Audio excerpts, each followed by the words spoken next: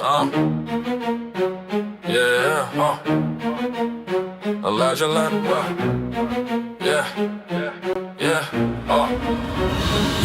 yeah.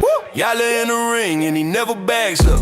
Bible in his hand when the doctrine acts up. What? Islamic dilemma got him stuck, jammed up, say something. He hits them with the truth and they can't stand up. Yeah, young Christian soldier, yeah, he built for the fight. Hold up, knows the scripture like a blade sharp, cutting through the night. Facts on it. You wanna bring a claim, better bring it right on. Cause Elijah drive facts in the end your whole night, run it back. Yeah, first things first, Elijah stepping with the fire. Yeah, young lion in the faith, big truth aim higher. When he pull that Bible out, the whole vibe shifts. What? Cause every single verse hitting like a full clip. Facts, he refuting Islam daily, that's light work. Hold up, breaking down doctrines, exposing where it don't work. Yeah, they try to spin stories, but none of it sticks.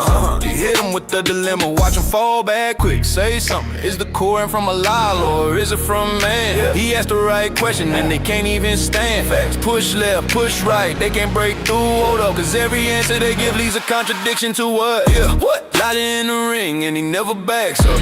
Bible in his hand when the doctrine acts up. Yeah, Islamic dilemma got him stuck, jammed up, say something. He hits them with the truth and they can't stand up. Young Christian soldier, yeah, he built for the fight. Fact, knows the scripture like a blade sharp, cutting through the night. Hold up, you wanna bring a claim, better bring it right. What? Cause Elijah drive facts in the end your whole night running back. They say he too young, nah, he too blessed. Yeah, mind built strong, Holy Spirit in his chest. He break down top, sir, had if every root, say something. Then switch to the gospel, yeah, he double shoes facts. No panic, he standing with a war tone. Hold up, won't bow to Islam cause he know the truth alone. Every false claim tossed at him gets overturned. Cause the scriptures stay lit and the lies get burned. Yeah, he ain't disrespecting, he defending the way. Facts. But if you bring up a challenge, he'll make you stand this way. His debating technique, man, he polished and clean. Hold up, got Muslims scratching heads like, what does this mean? Yeah, every debate in with the same storyline. Their arguments folding, his truth still shine. Facts. He ain't cocky, he just knows who he stands for. Say something, and he's locking the faith like a lion ready for war. Yeah, what? Elijah in the ring and he never backs up. Bible in his hand when the doctrine acts up. What? Islamic dilemma got him stuck, jammed up, say something. He hits them with the truth and they can't stand up. Yeah, young Christian soldier, yeah, he built for the fight. Hold up, knows the scripture like a blade sharp, cutting through the night. Facts on it. You wanna bring a claim, better bring it right. Cause Elijah drive facts in the end your whole night run it back. Yeah, that's Elijah, baby. Young lion standing firm in the faith. What? Never folding, never shaking. Hold up, always leading in with scripture. Always bringing the light. Facts. Bringing argument, he break it down clean. Say something, bring the doctrine, he slice it with the word. Yeah, he ain't here for clout, he here cause God raised him for this. Refuting falsehoods daily, walking with the armor on. What? And if you stepping unprepared, hold up, you already know what happens. Truth wins every single time. Facts on. Woo!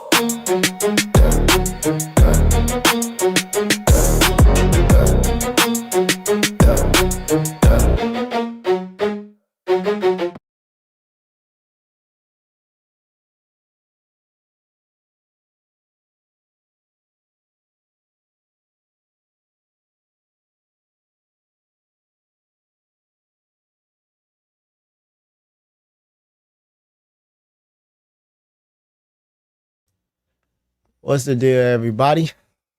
What is the deal? I pray that everybody is doing well. While you're here, I ask that you please like the live. I understand that I'm going live when a big dog is live. But I'm trying to be consistent, you feel me? So I gotta do what I gotta do. But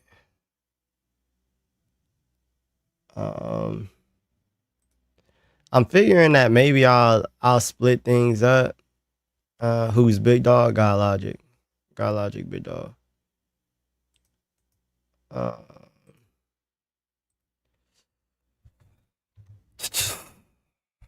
Live, yeah. What's the deal, Walk? What's the deal, Elsa?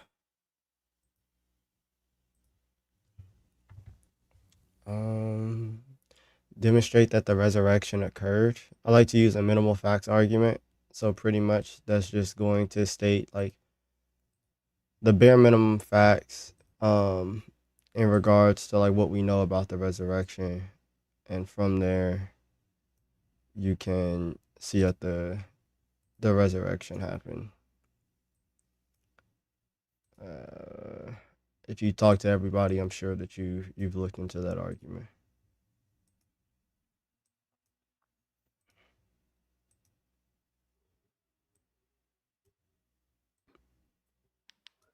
Hello? What's up, bro? What's up, man? How you doing? I'm I'm so from Africa. okay. All right. Elsa G Love or Elisa G. Is that your name? Let me know how to say it. I apologize. Bro. Uh, let me know how to say it. That's on me. Elisa? All right. What's the deal, Elisa? What's up, bro? Okay, bro. Uh, are you from America or did you migrate, as in historically? I don't. Is your I think family it's. from there? I think it's just a little bit of a language barrier. I don't know what you're saying. What's the deal, Nate? Manny. Me. Mom. Why Manny not mod? How am I gonna come and charge? Hello? You never gave it to me. I was downstairs. Hey, bro, you're on the panel. You're gonna have to find the yourself in the morning. Hey, truth to speak. You're on the panel. Yeah, let it die then. I don't know where that alarm is. I ain't going to know. I'm gonna move on. All right.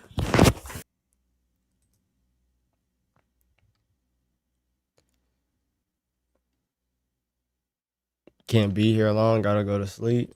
For sure. I understand. God bless you, Nate. Yeah, it's pretty late for you. Hello? Yeah, I'm not Christian because it seems like Christianity either lacks evidence or any evidence one may give could be expected more on some alternative hypothesis. Like what? Like what Yeah, evidence so have for you? example, Yeah, cool. I've encountered things like the FTA, more complex arguments as to why evil is more expected. We can generate the same predictions using something called a stalking horse objection, and then remove one of God's properties such that it wouldn't be God, because God had that property essentially, which just implies that some non-theistic or some non-Christian explanation better expects the data with less assumptions or like less facts, which would make it more What's parsimonious. the F? You said the FTA? Yeah, fine-tuning argument. Oh, okay. And you said from there you can do what? You use the You can problem of evil? basically no, so I don't think the problem of evil is good anyways, but you can just say that Okay. if it's the case that the FTA is probability increasing, conditional on God being omnibenevolent and omnipotent, right? Then you can just mirror that with some being that's omnibenevolent, omnipotent, and lacks other of God's essential attributes, like God being a say, very logically simple, etc., which Mm-hmm. would just mean they have the same predictions, so the same expectation, but Mm-hmm. less facts in the thesis, making it more parsimonious, such that there's a higher probability. That's the reason why I'm not a Christian. Well, I mean, you don't have to use the fine tuning argument. I also don't know what version of the fine tuning argument necessitates that he's omnibenevolent. But you're saying that even if we grant that, we can just grant those two omni properties without the other stuff. And since that's like less baggage, then like that would be easier for us to hold to. Is that what you're saying? Almost, apart from the easier part, I would just say it's more likely because it's more parsimonious. But yeah, it's effectively it. Well, yeah. I mean, like, I think that like I think well personally I like to use like the argument for motion, which I think that the argument for motion does get you to a divinely simple being with those omni properties. Hmm. Yeah, So does it not assume that an infinite regression is logically impossible, or at least infinite metaphysically impossible? infinite regress of in a per se causal Hierarchical. series. Yeah, in a Yeah. hierarchical causal series. Yeah. Yeah, what's the contradiction? Well, what we're gonna say is that like you have no ground or like nothing that explains like change at all. Like, so what we're gonna say is that if acting potency is true, right, and a potential can't actualize itself, then everything in this chain is going to need to be actualized, obviously.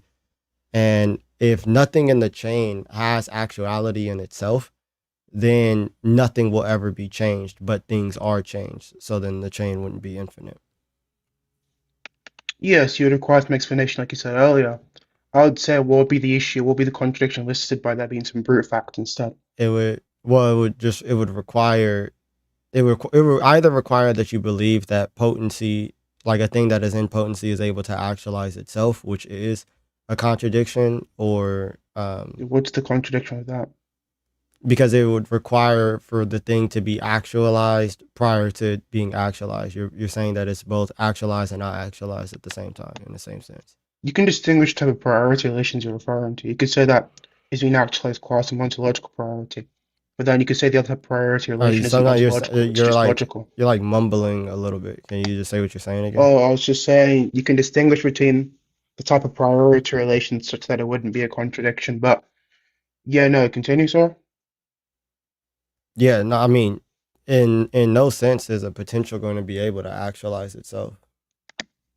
Yeah, so I asked for the P and not P. Like what's Well, yeah, both true and not true, such to be a contradiction. that's what. So, and when you're saying that a potential can actualize yourself, you're saying that it is both in potency and act at the same time in the same sense. So, like, if you're, that's the contradiction, that a thing is both actual and not actual at the same time. So you're affirming that it's actual Mm-hmm. and you're negating that it's actual at the same time. Mm-hmm. Yeah. Okay. And why couldn't someone just posit a being that is pure act, just like God, right? So we mirror this given attribute, but then not assume things like a being, for example, let's say omnibenevolence and such. Why can't we just do that such that it wouldn't be God? Well, we would say that it follows from him being purely actual. So from him being purely actual, then like he doesn't have any limitations.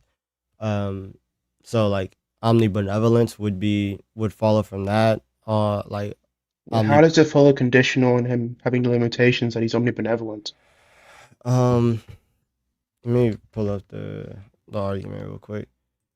Okay. Because I can't remember off the top of my head. So.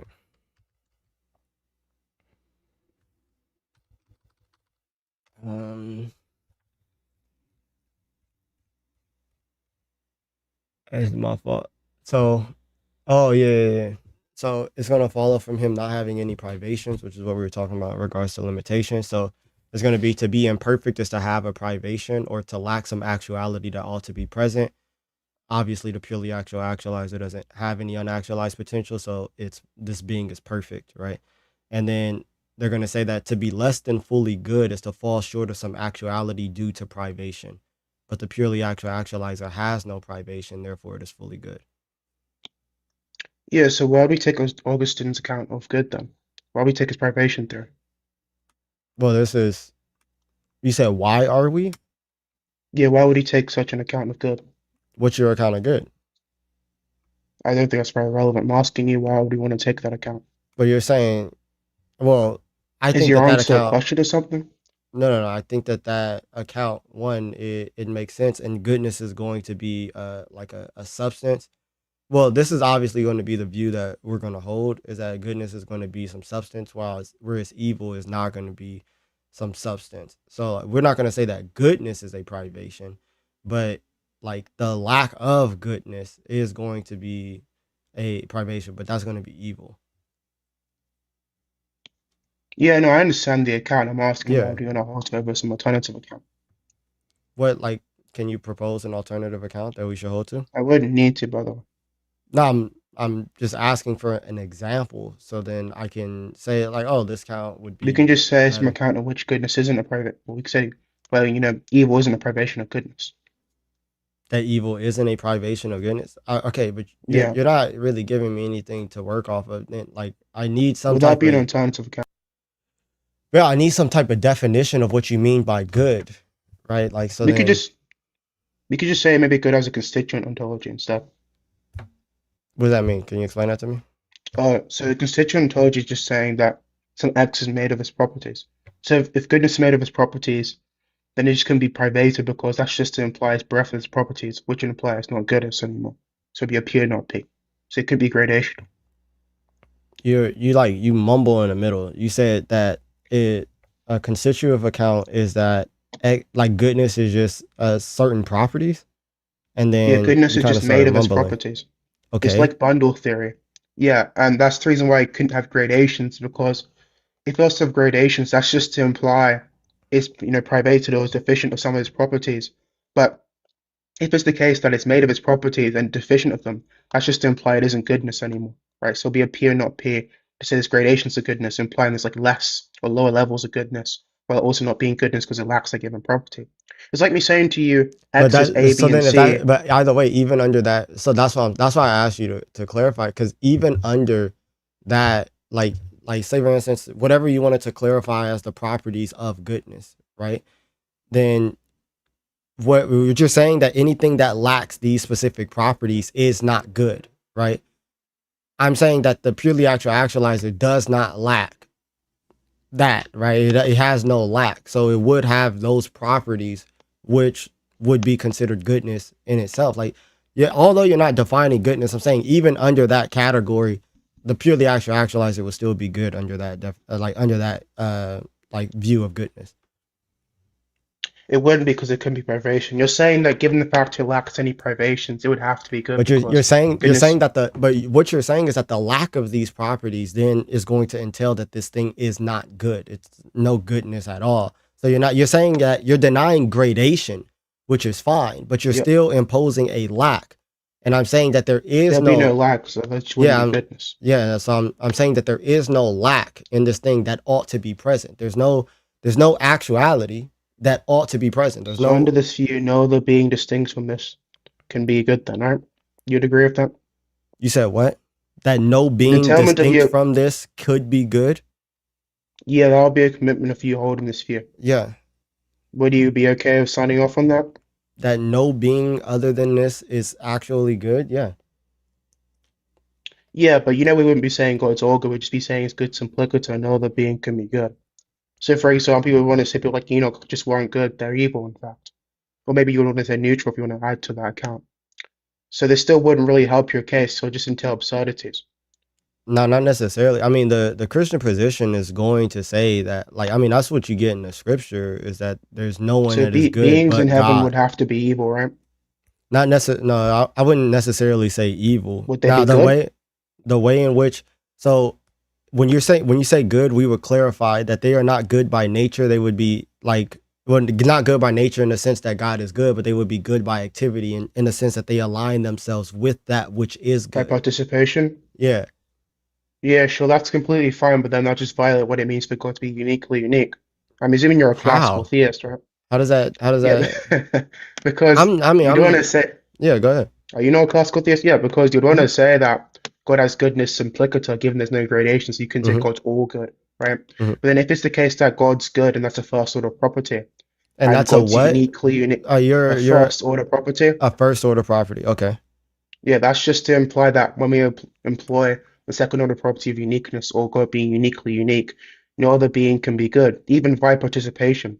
So then they just couldn't be good. So beings in heaven just couldn't be good. Why wouldn't they be able to be good by participation? Could that violate uniqueness, then they wouldn't be How does that violate uniqueness? because they'll be good and God's good and goodness is one of his first order properties. But it's But a are you aware of what difference. I mean by uniqueness? No, it's a. I mean, yeah, sure. Clarify that. Yeah, I mean like yeah. So when I say like second order property of uniqueness or uniquely unique, just means that no other being can share its first order properties. So one of its first order properties is X, so no other being can have the property X. Does that make sense? Yeah, but I would think that it's the way in which uh like God is good versus the way in which a created being is good. That so like the way Are in you like a which Thomism or something? I mean we could defend the position, but the way So in this which seems like you're defending some analogical view. You're saying the should like they would have good you analogically. can yeah, you could say that too. Yeah, but then there obviously will be issues with that as well then. Because that's just to imply they have some similarity such that, well, I don't know if you hold to a pros hens account or analogy account of analogy. So But if it's in pros hens Bro, account, I you'd don't want to even say know what that. that means, bro. I'm not gonna hold you. I don't even know what that I can means. explain. Yeah, It's just you a can, Sicilian but accounts of analogy. but still, like you haven't, like even under your view of goodness, right? Like this purely actual being would still be good. So that's what I'm saying. I think the argument for motion is still going to uphold divine simplicity and the properties that we're talking about. I don't think you have to just Yeah, use it a would fine tuning violate God argument. being. It would actually violate God being, pure. It would either have to violate God being pure act or God being good, even if you say God's good under this account, by the way. Because then God creating, because that's just to imply that no other being can be good via a line of reasoning. And if that's true, then God, has an What do you obligation to mean not by? But what create do you mean because by good? we just know what we mean by good is just to, actualize given moral facts or normative facts. But obviously, it'd be constitutive of those properties such that you can't have any, lack of those properties. Otherwise, it wouldn't be goodness, which you've already clarified earlier. Yeah, I'm saying that even if I grant you your definition of goodness, right? I'm saying that even under that view, this purely actual being is still able to be good because he doesn't have any lack. He doesn't It'll be lack a, anything, right? But then it'll be good and you're not saying good, by the that way. hold on, wait, but you're saying that the entailment of that. So you're saying that okay, sure, the purely actual being is good, but you're saying that the entailment of that is everything else that is created is not good, and I'm saying fine. That like that's perfectly fine. The thing that we're talking about is whether or not this purely actual being is good, though. Yeah, so to clarify, the issue that we're running into is that I can grant this will make God good, but it's also make him not good simultaneously, or it's make him not pure act. Because we'd have to say then that given the fact that no other being can be good, right, because God's uniquely unique, that's just to imply that anytime God conducts a creative act or actualizes his creative will and he creates agents, he's creating evil beings, which means there's a direct causal relation with evil, right? Which would constitute an evil action, Yeah, right? I would disagree with that. I don't think that it Oh, necessitates. really? Yeah, I don't think that it necessitates that God is creating evil things, and then I think that we would have to Well, clarify. would they be good? No, so I would say that if by Well, if they're good in not good this, and they're not evil, then what are they? you said that you could impose some neutral stance, and I'm saying that if the way in which Yeah, that how they do you can cash that out though? I'm saying that the way in which that they can be good would be by activity or by participation. And then I would say that the same follows for evil. So that what Christians are going to hold to is that by nature they are good in the sense that goodness, well, being is going to be kind of synonymous with goodness in the sense that it has actuality and actuality is good, right? But um like by activity, like that's going to be up to the choices that these things make. So by nature these things are able to be good, not in the same way that God is good, so God would still be unique even under your metaphysical system. And so he wouldn't just be creating evil things. I don't think it necessitates that. Well, there'll still be issues with other properties even under this You're view. just okay, For so example, it seems like you're just trying to find issues. hmm? Where are you from? No, I mean I'm from Saudi Arabia, but there's obviously still some issues concerning Where's these your other accent properties, right? from? That's not Saudi Arabia. But you can make it real simple, right? So it doesn't if it's the sound case that like God a is all Saudi knowing, accent. right, that's just to imply that he knows, let's Are say you Muslim? propositions. You'd agree if they're, yeah, I'm Muslim. Oh, I I'm a mean, Shia Quranist. you're a Shia Quranist?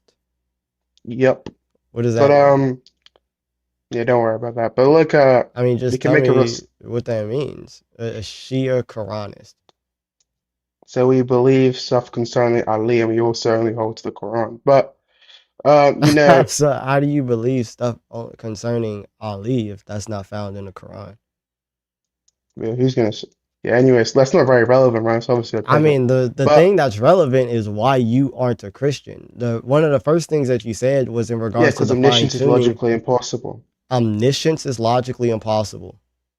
Yeah, I'm a neoclassical theist. I don't believe God's omniscient. So why is Yes. omniscience impossible? I just want to hear the argument. Yeah, because if God is omniscient, that just means he knows all true propositions. Set of all true propositions includes the say propositions. The say propositions are Improves just wait, indexical. but That improves what? includes It includes what? includes dese propositions, DESE Mm-hmm. propositions, Mm-hmm. which are basically indexical. Well, propositions where the subject's indexical. Mm-hmm. So, for example, a dese proposition would be I am suffering or I am talking to Elijah Johnson. That would be, you know, a let's say proposition, Yeah. and that's a true proposition, so Mhm. God would have to know that. Mhm. But no, the thing is only true in virtue of the one making the utterance. So for it to constitute knowledge for God, it would have to be true, and for it to be true, the one making that utterance, the one having that knowledge, would have to be identical to the subject, which is me. So God would have to be identical to me, uh, which he obviously isn't because I'm not pure act. Yeah, What part do you contend with? I would disagree that like Phone caller. hold on a second. My fault. Hold on, give me 1 second. This is written about by David Lewis, by the way. You can just search up his two gods on the mountain argument. Two gods on the mountain. I think no, not mountain, hill. Sorry, yeah. Two gods on the hill. Let me see.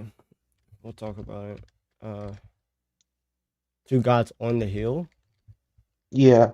Also, I have issues with God having constituent ontology.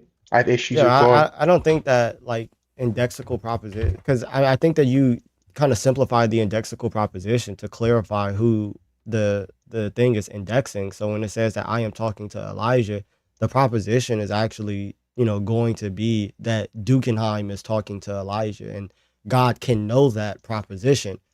I don't Do you think that think you have those two to propositions are identical? that I am in talking to Dukenheim, and I think it's like what's the word? I guess like relative to what it's indexing. You could say it's relative. That just implies it isn't going to be identical. So you'll still, if you can grow, you would have to know the proposition that Dukenheim's talking to Elijah. Is it You'd the also have to know the my? Dese proposition. All right, what argument are you talking about? Because I'm not finding two guys on the Well, I'm not saying that's the argument David Lewis gave, but it's very similar to his arguments where it shows that there But can't be what's the two omniscient argument that? gods. Yeah, He basically says, I agree that there can't be two omniscient gods.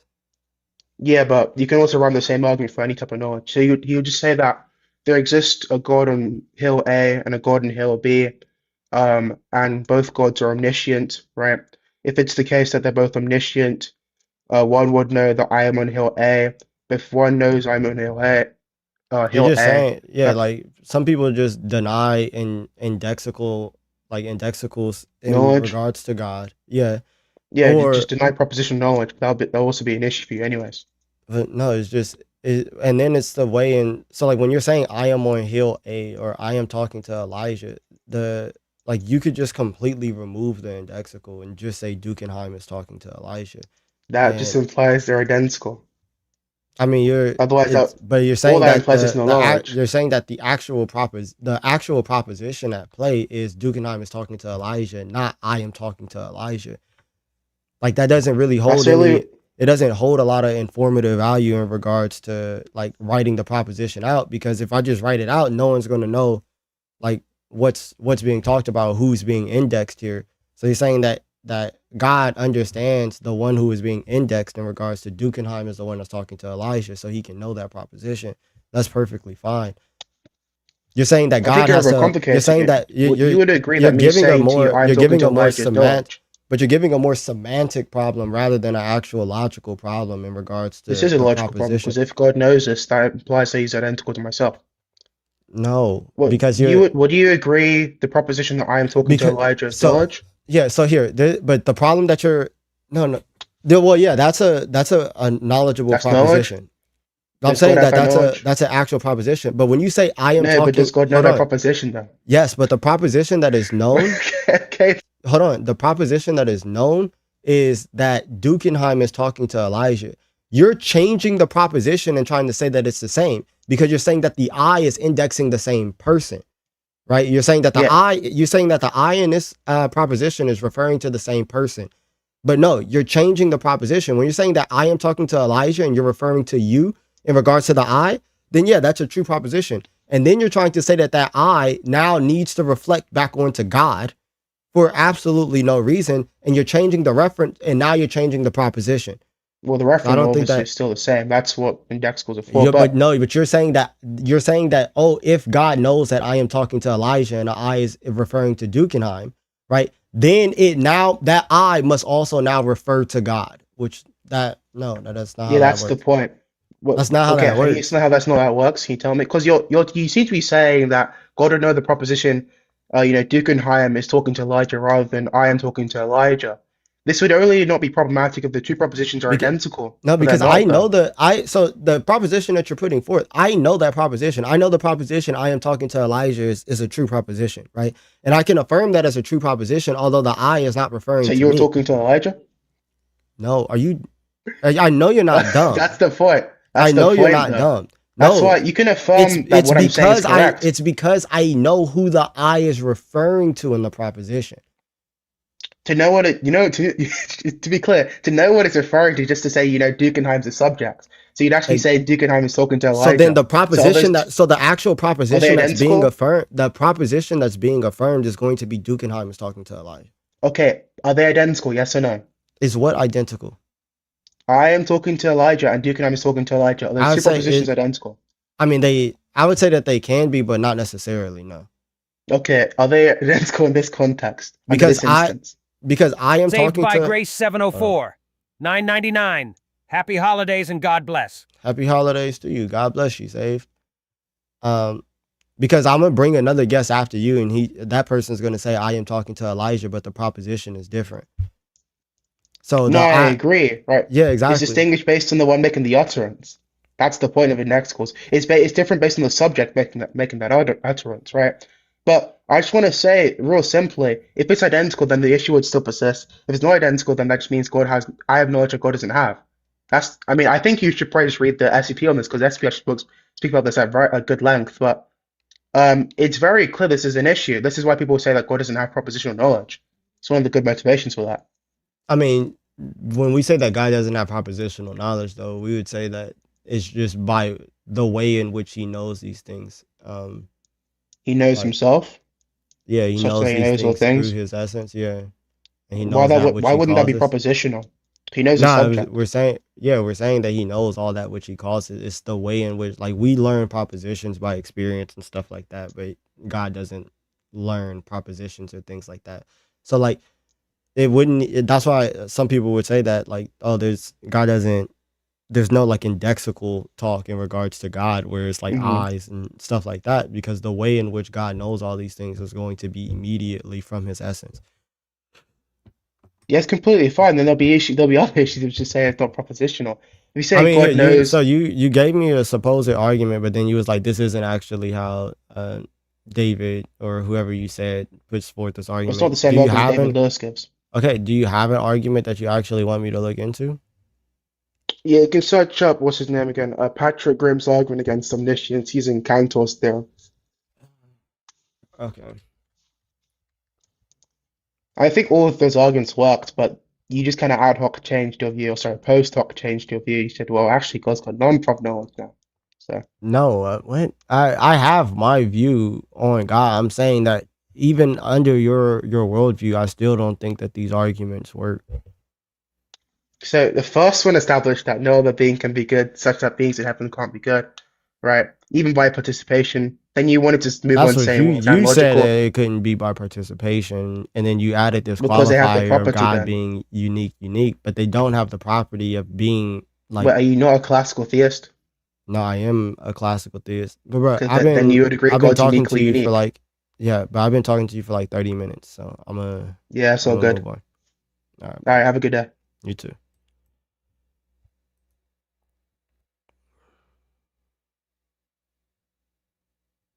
Mm,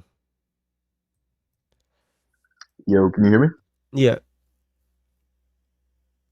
you. Yeah, I'm an atheist personally, so I'm just asking, like, is your position like saying why am I not a Christian? Yeah, I'm just asking why you're a Christian. I think there's no evidence to be a Christian, and if you look at the history, I think Christianity has been very colonial ideology / religion. I mean, you know, Christianity starts like Not an 1,000 atheist. years before colonialism, right? Yeah, but it was perpetuated mainly through colonialism. Like my ancestors wouldn't have been Christian if they weren't enslaved into Christianity. Who are your ancestors? Specifically, Yoruba Oh, tribe. you're Nigerian? Like if we go back far enough, yeah. Oh, so you don't think that Africans was Christians? No, there were some. There was some that was due to colonization. Yeah. Like Nah. even if we go to Egypt, even if we go not Egypt, sorry, if we go to Ethiopia, right? It didn't start there. Like the Ethiopian king was converted, not necessarily through colonization, but he was converted to Christianity by like some other bishop somewhere. But I mean, I'm just saying like there's still no evidence for Christianity though to be Well, true. there's plenty of evidence for Christianity. Like what? You have the historical evidence for the resurrection of Christ. Well, no, this resurrection is a supernatural claim. There is no actual evidence of supernaturalism. I'm a metaphysical naturalist as well, so I don't believe supernatural ideas or concepts happen. I don't believe in heaven and hell, souls, demons, spirits, Oh, afterlife. do you want me to just try to prove that God exists then? Yeah, go ahead. I like the argument for motion. Do you know the argument for motion? Is it saying that all things in motion needs something, an actualizer, or all things need an actualizer that's not potential, and all potential things need an actualizer. Therefore, there must be something at the base of that that's an unactualized actualizer. In a sense. Yeah, I think that's just a flaw of your fundamental ontology. So basically, like I'm a necessitarian, so I think all things are fundamentally necessary, right? So like the universe could just be necessary. What's wrong with that? It is, that has nothing to do with the argument. I don't care if the universe is necessary. Okay, why does that have nothing to do with the argument? Because the argument for motion is talking about things right now.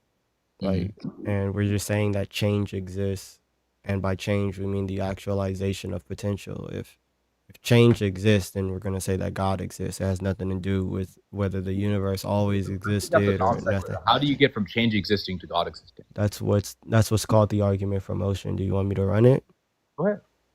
Okay, so change exists, and by change we mean the actualization of potential. But a potential can't actualize itself. Therefore, whatever is actualized by something else. Okay, so the reason why necessitarianism debunks that view is because I don't think the actual potential distinction is an actual thing. I think that's only from the point of view of something that thinks change exists, right? So you don't think that change exists?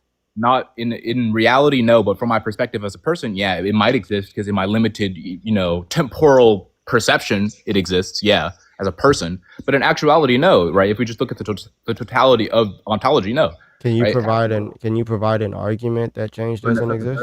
For necessitarianism? Sure. S5 modal logic. Okay, so either way, you're going to present an argument where your premises then lead to a conclusion that could possibly change my mind. Well, logically, so you're saying because there's a possible world that exists, so necessitarianism is false? Well, no, I'm saying that even for you to present some type of argument, you're going to need change.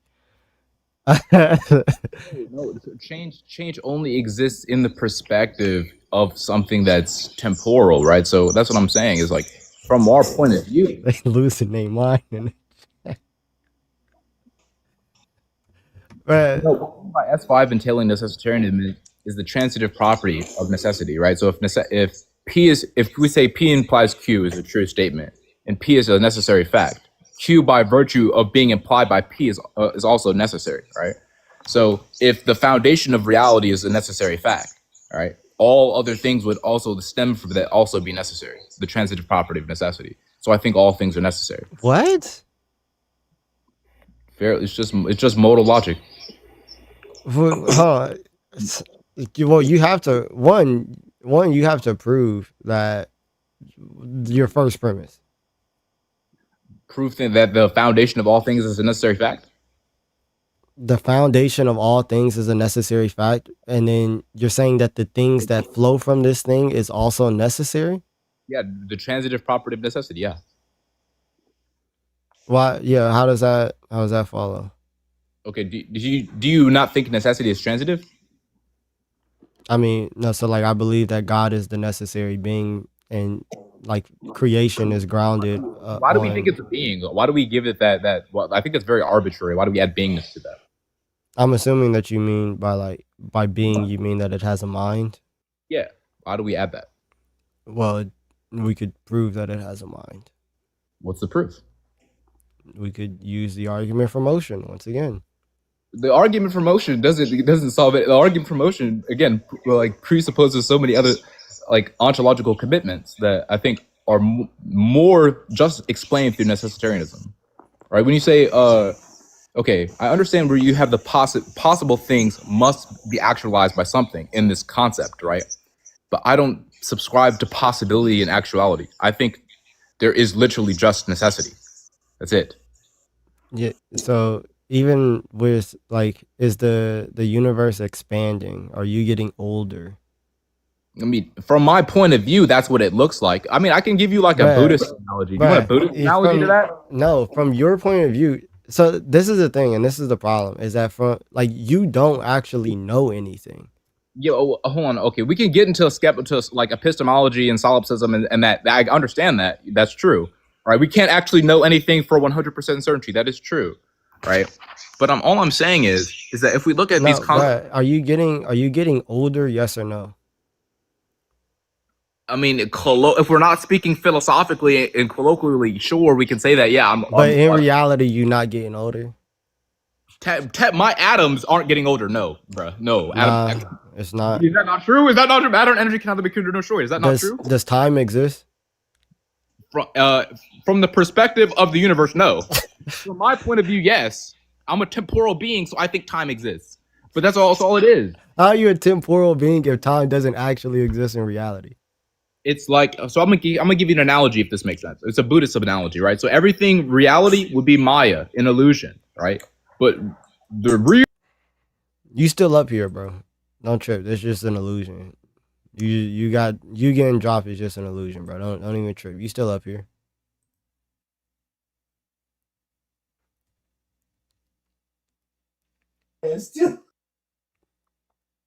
Hello? What up, brother? Peace. What's up? So I brung you up earlier, Truth, and you was talking to somebody in the middle. I'm assuming that you was like you just requested again by accident. I had brung you up, and I kept calling you Truth, and you was like asking for a charger or like something like that, and you said it was like 5 in the morning or something like that. Oh, why didn't you say, hold on, give me 1 sec, then? What's up, bro? NKK Rebel. what up, brother? Peace. What's up? So your prompt say why you not a Christian? Mm-hmm. Now I would say I'm a true Christian that don't associate myself with the Christians of today. And the reason I would say that is because the Christians of today don't stand on basic principles, especially the ones that stand up and teach. For sure. Bible. Hey, bro, you believe that Jesus is God? No. All right, so you're not a Christian, bro. I mean, a true Christian follows Christ in the flesh. A true Christian believes that Jesus is God. Okay, so I can agree with you at to a certain extent because Christ is the image of the invisible God. Oh, okay. But we won't have the true interpretations of the things that we read until we hear from this The church fathers. image. Yeah, you're right. So until we hear from these church fathers, we're not really gonna be able to have a real good interpretation of these scriptures. So when we go to the church fathers, we can see that Jesus is God, and they can give us the proper interpretation of these scriptures. I didn't say the church fathers. I said Christ. That's what you meant. That's what you meant, though. You was like, oh, we're not really going to understand these scriptures until we hear from, and what you meant to say was like the church fathers. So you gonna put words in my mouth, or I can say what I need to say? Right. If you don't believe that Jesus is God, you just going away from scripture. I said I can agree with you to a certain extent because in Colossians 1:15, it reads that Christ is the image of the invisible God. And the only way to get to the Father is through the Son. So Christ will be God to mankind. That's what it says in Colossians 1:15. That's what it says in Colossians 1:15. Yeah. It say all of that what you just said? Yeah. That Christ is the image of the invisible God. Uh-huh. And then what all that extra stuff? What you mean? The extra stuff about going through Christ to get to God? Mm-hmm. That's not written in the Bible? Oh my God. Yeah, Christ is the image of the invisible God. That's fine. And he's the creator of all the world as well. So he's God. Right. So, and the only way to get to the Father is through Christ, right? Yeah, that's fine. So, have you met Christ? What you want? You want to hear my spiritual journey or something? What do you want me to say? I mean, because you have to have like a certain order when it comes to giving the things pertaining to God, because every man is not don't have the mindset when it comes to understanding these things. This is why it's written that Bro, God's thoughts are look, not our thoughts and bro, God's ways are bro, not our ways. bro, bro. The scriptures literally say that Christ created everything. The one who created everything is God. So Christ is God. I understand that part. We already got past that. So Okay, how do we communicate with God now? Because by God has a prayer, spokesman. We can agree with that, right? by prayer. Okay, so is it not written in Hebrews 1:1 that God spoke to us through the prophets, spoke to our forefathers through the prophets, and in the last days He gonna speak through His Son? Now, in the So God last always days, has a he spokesman. spoke to us by his son. So he's talking about that which happened because Jesus came, he spoke to us, and then he gave us the spirit to bring to remembrance all that which he said, which is revealed to us through the apostles. The apostles write down the things that he said, which is necessary for our edification of our spirit, and they write those things down in what you now know as the scripture. Now, in order for a proper interpretation of these things, he puts in place a church. Specifically, he puts the apostles in place and they build churches and they hand the traditions and the teachings down to their disciples. And we have their writings as well to help us understand these scriptures. So you saying the last days happened already? So that when it's talking about like the last day, it means different things in different contexts. But in these last days, what the author of Hebrews is saying there is that in the days that have just happened, in these days, he spoke to us through his son. Okay, so with that being said, do God change? No, God doesn't change. So anytime God wants to speak to us, He gonna raise up a high priest from among us to speak to us, right? As He always have. We still have a high priest, which is Who is that Christ. high priest? Christ. Okay, so where is this vessel that will be speaking? Because if God don't change, the high priest was Moses in Moses' time. Noah was the high The priest in high, his time. David was the high priest in his time. Jesus what? was the high priest in his time. So, Where are you getting this from? Bruh, the people who you named, they wasn't even the priests at their times. so Moses wasn't the high priest. Aaron was. After Moses, They live at the same time. What are you talking about? Aaron was the one who was going with Moses to Pharaoh. Aaron. And that's why all the Mo- priests come from the line of Aaron, the Levites. so, so Moses didn't bless Aaron. God put Aaron there. Like Aaron was the one who is priest, bro. So who led the people from Egypt? Moses and Aaron. Moses led the people from Egypt. Aaron followed Moses. And Aaron was the priest. Aaron was made priest through Moses, brother.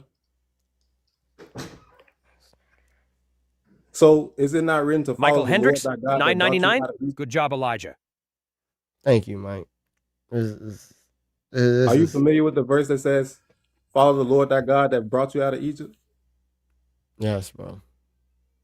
So the Lord thy God that brought the people out of Egypt was God through Moses. So in order to get to God, in order to get to the promised land, in order to get out of Egypt, you have to follow Moses. This will be the high priest risen from among men, as is written in Hebrews 5:1. And also Hebrews 1:1, like I was saying earlier. God spoke to us using the prophets to our forefathers. And in the last days, it will be his son. So this is just a reference of God raising a prophet from among his brethren to speak to people for God. So if we have a high priest today, we will be able to speak to this high priest. So you're high priest. You can speak to Christ, bro. It's called prayer. And he says anything that you ask in his name, he will do. So you can pray to Christ, your high priest. And he also put people in positions that you can go to. It's called a church.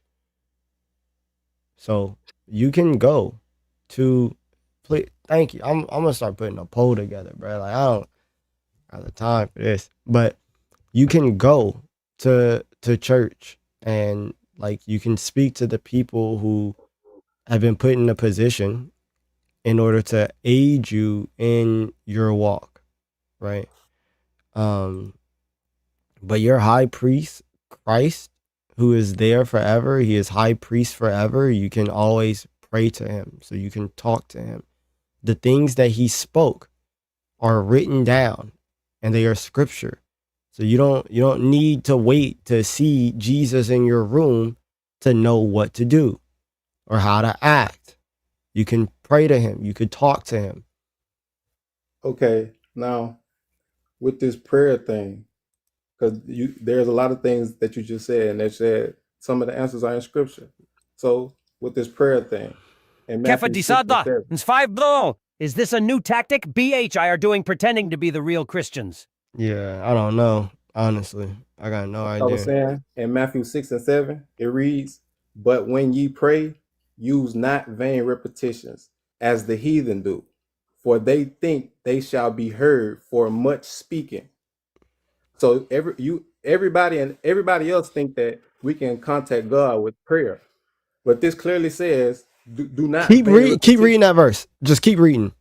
Okay, be not ye therefore like unto them, for your Father knoweth what things ye have need of before ye ask of him. But But keep what? going. Keep going.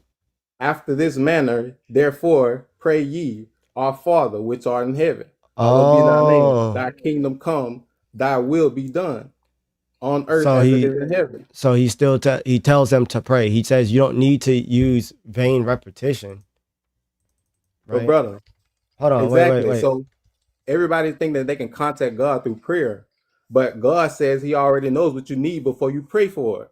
But this is the only prayer that you must pray, is that the kingdom coming, and the kingdom comes through Christ. Bro, so when you pray, I don't know if you ever looked into like the Lord's Prayer, right? And the things that these things mean, but it gives you an order to your prayer, right? So you pray. So when you pray, the Gentiles would just be asking for a whole bunch of stuff and repeating the same thing, and that's not necessary. It's not beneficial. You don't need. You're not going to be heard because of your many words, right? They believe that their prayers were falling on deaf ears. No, God listens and He's attentive and He hears you, right? And He also knows what you need before you ask Him. But it is still edifying and important for you to pray, which is why our Lord and Savior gives you the way and the structure in how you're supposed to pray. Our Father who art in heaven, hallowed be your name. Your kingdom come, your will be done on earth as it is in heaven. This is all structuring you and your alignment with God in your mind in the way in which you're supposed to be when you are bringing yourself to God. You recognize your Father, your God, who is in heaven, right? Who is above this earth. You praise his name. You ask that his kingdom come and you're aligning your will with his, right? So on earth as it is in heaven, you want what's going on down here to be aligned as the things that are in heaven are aligned with him. Now you ask, give us this day our daily bread. You're not asking for anything extra. Lord, just give me enough for today, our daily bread, and forgive us our debts as we have also forgiven our debtors. This is you asking God to pretty much forgive you in the same manner in which you have forgiven others. So you forgive us as we have forgiven our debtors. Right? The ones who have wronged us, Lord, please treat us and do unto us as we have done unto others. And lead us not into temptation, but deliver us from evil. So this gives you a structure of your prayer. And you're supposed to pray this every day because every day you go to God for your daily bread, right? You ask for forgiveness every single day. You're not just sitting here asking, hey, let the kingdom come. You're aligning your will with God every day, which is why you pick up your cross every day and follow him. So can we agree that this is the only prayer that should be prayed? Nothing else outside of this prayer should be said? We can No, agree to that, right? no, But no. brother, Why would you think that? because it clearly says, I'm gonna read it one more time and then we can move on. But when you pray, use not vain repetitions as the heathens do. What is vain For they think, repetitions? constantly speaking the same things, asking God for the same things. Okay. So what does that have to For they do think, with? for they think that they shall be heard for much speaking. Be not ye therefore like unto them, for your Father knoweth what things ye need of before ye ask. So everybody think that they can contact God with these prayers, but it's saying not to vainly pray over and over again, because God already know what you need before you ask of him. This is why it tells you what to pray for: the kingdom coming and the daily bread. The bread comes through the Son, though, because in Matthew 4:4 it reads, "Man shall not live off bread alone, but by every word that proceeds from the mouth of God." So when Christ say pray for your enemies, what you do? What prayer you pray? I don't pray, because prayer is hope. Right? You don't just ask for Christ's say, huh? Brother, Christ has to speak to you. So The Bible don't when speak to you. Christ says pray for your enemies, what you do?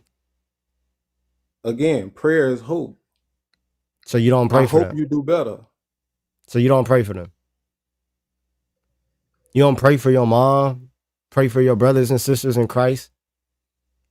No, not in the way that people pray Amen. as today. Amen. Nah.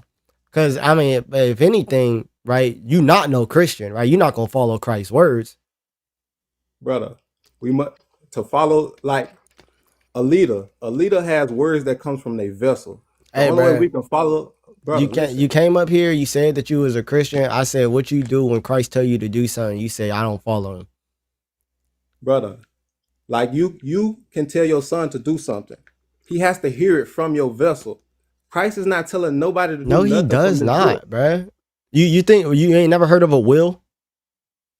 brother. Oh, you This can't is leave this is you can't leave a will and tell your son, hey, bro, I want you to go to college. He ain't gotta listen to that because you're not there speaking to him. You ain't never left a text message. Hey, girl, I brother. want some food when I get home. Nah, What if, what if she ain't heard it from your vessel. Therefore, but brother, she ain't gotta what if do I don't nothing. All right, what if I bro. don't understand the text message? I'm gonna call you, right?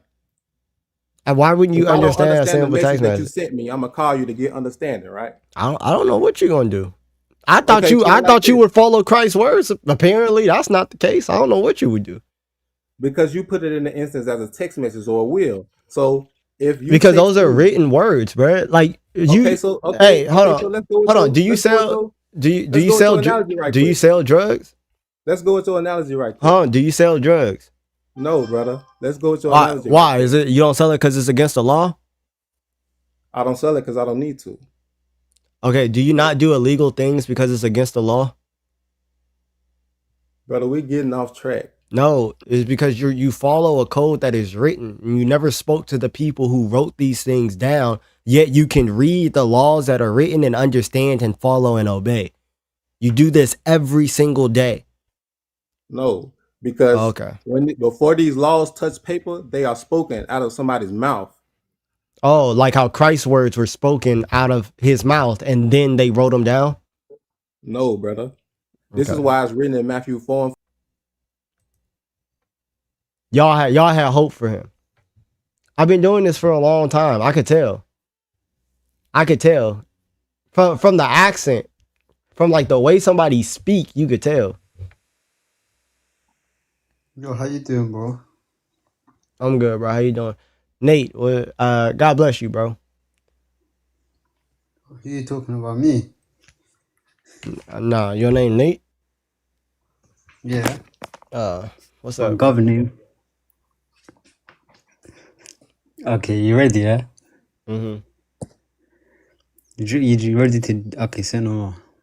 Okay, pick a number, 6 or 7.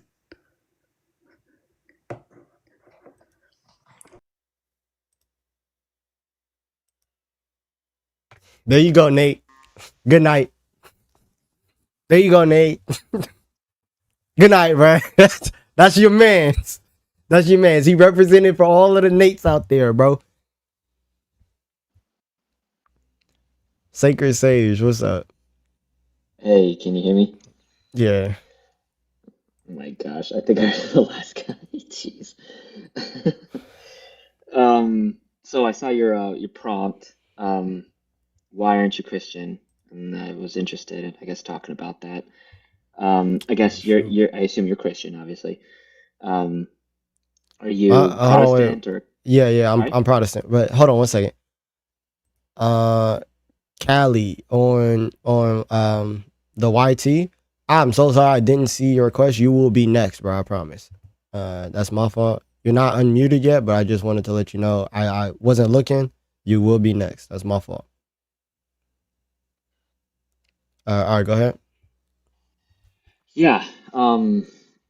So I guess what you're trying to do is ask why people aren't Christian, Hmm. and um, I guess why I wouldn't consider myself a traditional Christian is due to, I guess, a general belief in God, the way I guess Christians portray God and what he's like. Um, at least when I think really deeply about it, it kind of seems like there's some things that either don't make sense in my mind or they seem to I don't know, they don't necessarily work. But I don't know, just so I'm on the same page Like with what? your belief. So like okay, so you believe that God created us. Do you believe God created us out of nothing? I think it's ex nihilo is what it is. Yeah. Yeah. So that means he so we're completely coming from God, completely, right? So that means who we are, our personalities, our souls, all of it's coming from God. Okay. And then on top of that, like he created this life for us. And I don't really know, I mean, at least in the Bible, it's not necessarily as clear as to why he made us. I Like mean, why did he actually make just us? give. Well, yeah, but just give your contention, like what's your argument. Well, I mean, he it seems to be it's like that he made us out of nothing. And so and then he if he like if we don't choose him, then he's gonna condemn us to hell. But if he made us how we are, our souls, then that means he made us people to go to hell. Like he knew all about us. He knew because he made our personalities, he made our souls. He knew which individuals would choose to not follow him. So it kind of seems like we're all kind of playthings, or like just in his we're all just kind of like puppets. Do you understand Okay. where I'm coming from? I don't know if that makes Yeah, sense. It's yeah, I like, understand what you're coming from. So, in regards to him creating us from nothing, right? So he created us to like live forever, to be good, to participate in his goodness, right? Like all of that. That's to align ourselves with him, to actually liken yourself unto God, right? So that's what you see in the first chapter of Genesis, is that he created us in his image, which means that he gave us reason, right, and the ability to choose, and then he wanted us to be according to his own likeness. So uh like we can use that reason and liken ourselves unto that which is good. Now we're not going to be exactly like God, how God is just good by nature, and like he's always like good like that. We're good by nature in the sense that God created us good, or like what God intended for us to be. We are, and then which means that we have an image and we have like free will, and we can use that free will to liken ourselves to that which is good, and then we need to be good by activity. So that means that you make choices to align yourself with that which is good. God doesn't want to make slaves. He doesn't want to make robots, but instead he makes actual beings that have the ability to choose that which is good. Um, so but like, I mean, yeah, I can it's see. I killing personally me. believe in. Are you okay? Yeah, it's just work, bro. But what's up? Yeah, you seem like you're struggling there. I guess my concern with that is like, I get that like you believe that there's free will, that God gave you free will, but I guess I find myself feeling like it doesn't seem like it's free will if he knows, if he created our souls. Yeah, so Like he like created our souls, which knowledge. means he created our desires to choose certain things. So if anything, like that means No, it's so not like truly ours. So you kind of like, so the thing. go ahead. Yeah, but the thing is that the thing that you desire, like the thing that everyone desires, is good, but they go about trying to get that good in a bad way, pretty much. So like when we do things that make us feel good, like, and it's pleasurable to us, the way in which we're achieving that good might be in a bad way. For example, like you seem like you know a little bit of science. Like the reason why some people take drugs is because it releases dopamine, right? Mm-hmm. But Yeah. working out also releases dopamine, right? Mm-hmm. Now, the way in which they're looking for that release of dopamine might be in an ill-mannered way when they're Mm-hmm. sitting here and they're doing drugs, where the way in which they should try to participate in that good would be by working out or doing something more healthy and safe for them, right? So the thing that we were created to desire, and like when God created our souls and things, was we desire that which is good. Now, after the fall, our orders and our passions are misaligned, and we're more inclined towards the things of the flesh rather than the things of the spirit and the things that we were created for, um, which then damages our soul the way in which trying to achieve this good of, but doing it through drugs also damages your body, right? So when we're trying to have these things that are good or pleasurable to us in some sense, it actually damages us when it goes away from God. So God creates you, he knows everything, but he doesn't then impose on your free will. The thing that God knows are your choices. He knows the things Mm-hmm. that you're going to choose. So if I give this being free will, then these are the things that he's going to choose. He still determines that it's better for you to have the ability to choose, and it's better for you to be created and to choose than to never exist, right? But the thing that God knows, the object of his knowledge, are your choices. So it doesn't remove your free will from you.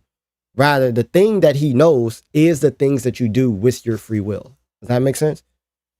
I think I'm getting that. So one thing you said before, um, is that well, maybe do some clarification for me with this. You said that we are created to desire to do good. So does that mean that you believe that no one desires evil truly? Is that like that we all desire good, we have good desires, it's just what we do with it is bad, is what you're trying to say. So the way in which you're trying to achieve this good is ill mannered. So like the But and I guess my point with this rather is you believe that no one has bad desires or evil desires. no, so like you can desire things that are um like inclined away from God, right? So that would be evil.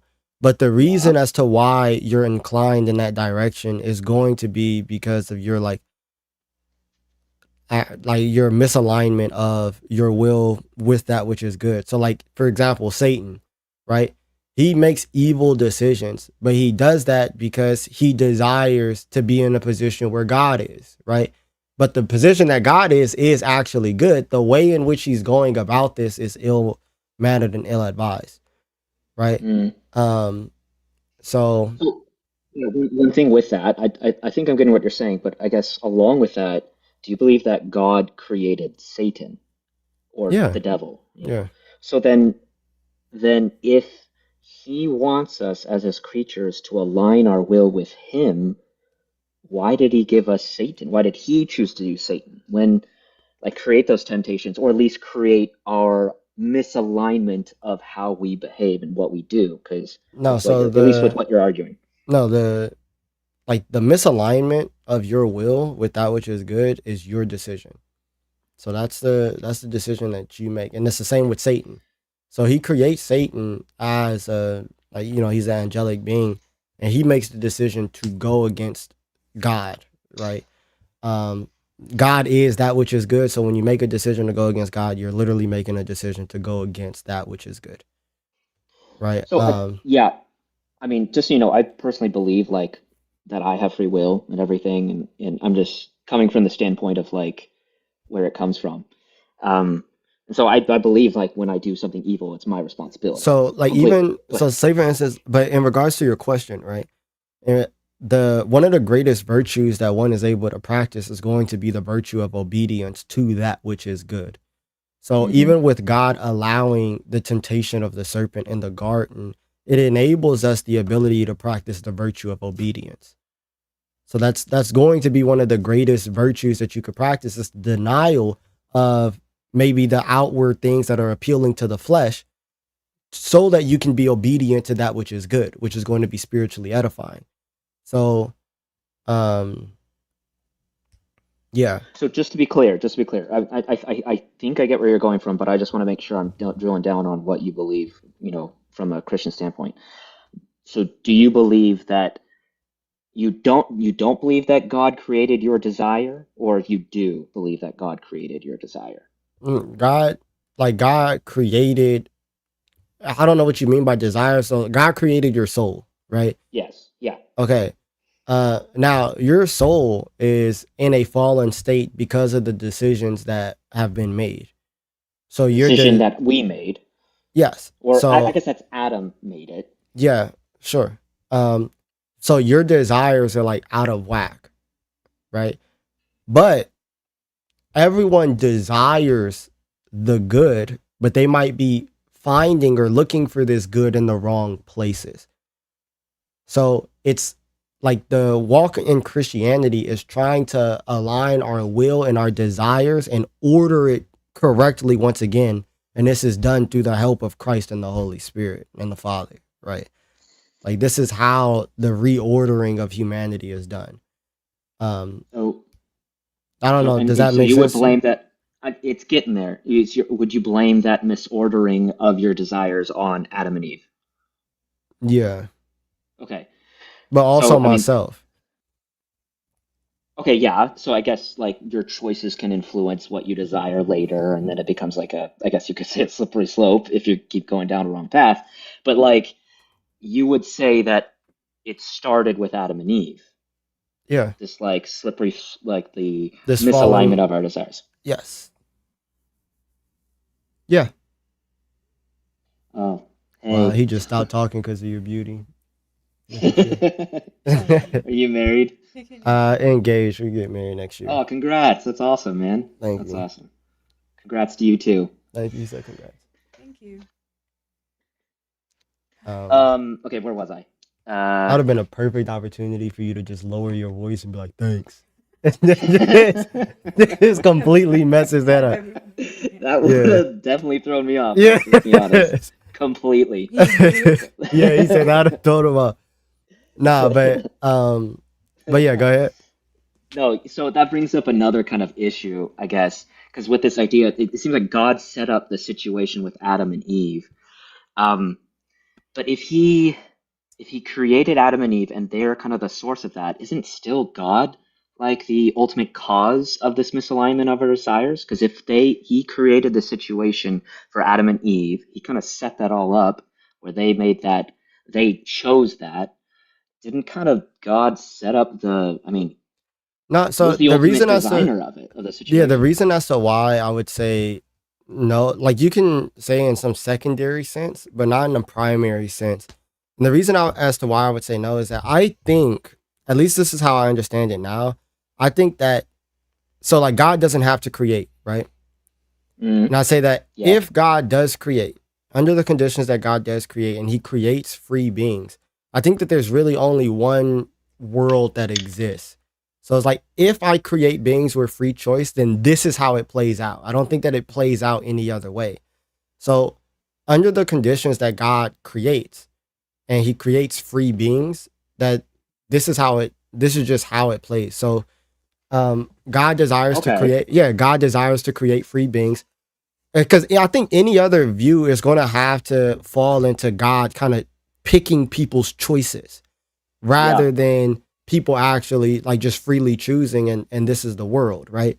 So Yeah. if God creates free beings, then this is how this plays out. God creates free beings so that when they have the opportunity to either obey that which is good or to fall away from that which is good in order to satisfy their own fleshly desires, they choose to satisfy their own fleshly desires. And Oh, interesting. in that, when they choose to satisfy their own fleshly desires, God says, hey, this is how I'm going to Fallon save you Cloud. from It's the 2-0. decision that you made. You guys look like a great couple. Congrats. Thank you so much. So this is Give him how, some love. yeah, this is how God said, and God says, hey, this is how I'm going to save you from the decision that you just made that broke yourself. So I think that under the conditions that God creates, which he did, and he creates free beings, which he did, then there's really only like one real world that exists. And it's the world where human beings have free choice. And this is what we're seeing. This is the effect of human beings having free choice. But God doesn't just leave human beings there. So human beings are the reason as to why we're fallen, right? But God restores us from our own decisions. He saves us from our own decision. So, just to kind of clarify something you said right there. So it seems like you're saying that from a Christian worldview, that it's basically a brute fact that God creating free will beings means that you're going to have beings that disobey or beings that No, have. I'm saying that I'm not saying that it's like a Okay. like without, because a brute fact is just going to be like without explanation. I'm saying that Okay. the explanation of human beings fallen is going to be that they actually have free will and they chose to go against that which is good, right? But I'm saying that if God decides to create free beings, then this is the effect. I don't necessarily think that there are other, like, oh, could Adam and Eve not have eaten from the tree? Yes, they had the choice. But if you give them free will, I would say 10 times out of 10, they probably choose to eat of the fruit, right? There's no real way in which we could decipher what makes them make that decision or what makes us make that decision. But if you give me free will, which I have now, I'm going to make the decisions that I make for whatever reasons that may be. So if he creates human beings with free will, they're going to make the decisions that they make for whatever reasons that might be. And what we see is that when he created human beings with free will, they made the decision to go against that which was good or truly good, right? So then, so he can create, but are you saying that, I guess I'm trying to get this too, because God has all power, right? Is there nothing he can't do? Yeah, so he can create beings without free will. Okay. Right? But what you're saying is that God created beings with free will, which means that he's not going to enact his limiting power on them, but he's going to allow them to live out their decisions. So I created you. Now I want you to live out your free decisions, and I want you to freely choose that which is good rather than you doing what is good by force. Does that make sense? I think I'm getting there. Yeah, so instead of creating a robot, he creates like a child that actually has the ability to choose rather than just blindly follow commands. Okay, I think I'm getting that a little bit more. Okay. Yeah. Well, I won't monopolize your time. I'll hop on another time. I go live Monday, Wednesday, Friday, and then sometime on the weekend. Feel free to come back. I really love talking to you, bro. Great, awesome. I love talking to you too. I think you take the time to actually answer the questions. Seem like you're honest about it and everything. And sorry, you get some people up here that are like, oh, 6 or 9. Yeah. 6 or 7. What was that? I don't know Yeah. what that is, yeah. But congrats on being engaged. Thank you, man. I'll hop on another time. All right, for sure. God bless you, man. Yeah, have a good one. You too.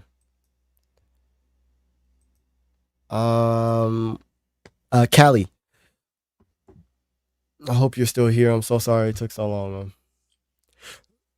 Yeah, can you hear me? Yeah, I can hear you. What's up? Alright, cool. So I see your question, but I'm not a Christian. I'd say I am Christian, but like there's a few things I've been struggling with recently, which I haven't really got the answers to. So, and a lot of my friends are Muslim as well. Mhm. Um, so like I go church, and on Fridays I've been going mosque and that. Can you And 1 second, 1 second. Can you turn your mic on? I mean your camera on and off, just real quick. on You and don't have off, to. Yeah, you don't have to show yourself at all. Just real quick on and off. yeah, Yeah, perfect. Thank you. I appreciate that. All right, go ahead. yeah, So you say you go to mosque on Fridays? yeah, go mosque Friday, Mm-hmm. church on Sundays, but I Okay. don't go mosque because I'm Muslim. Like I just have a conversation with a lot of my friends, so I wanted to get like a better insight.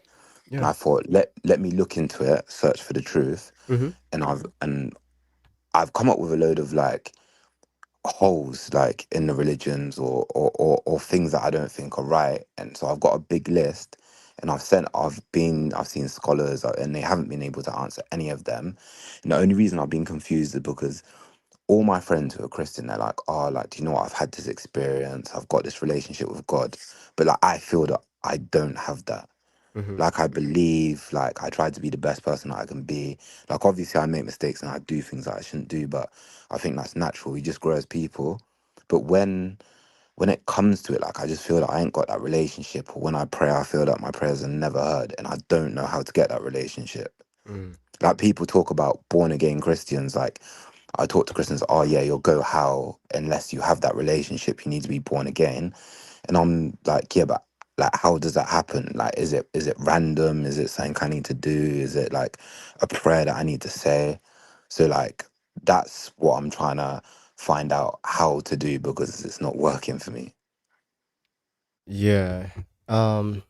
So before I answer that, are you leaning more towards Christianity as to like why you want to know this specifically, or?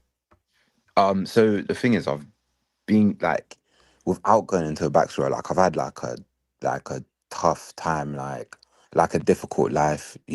Like things not in favor for me, like difficult times, but I've always been Christian. So like I grew up in care, and I used Mm-hmm. to get sent to Christian camp when I was young, like from the ages of like 9 to 15 maybe.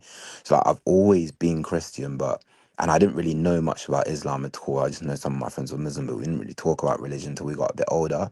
Mm-hmm. And because things weren't working for me, I thought maybe I'm not being heard because what I'm following is not the right way or the right religion to follow.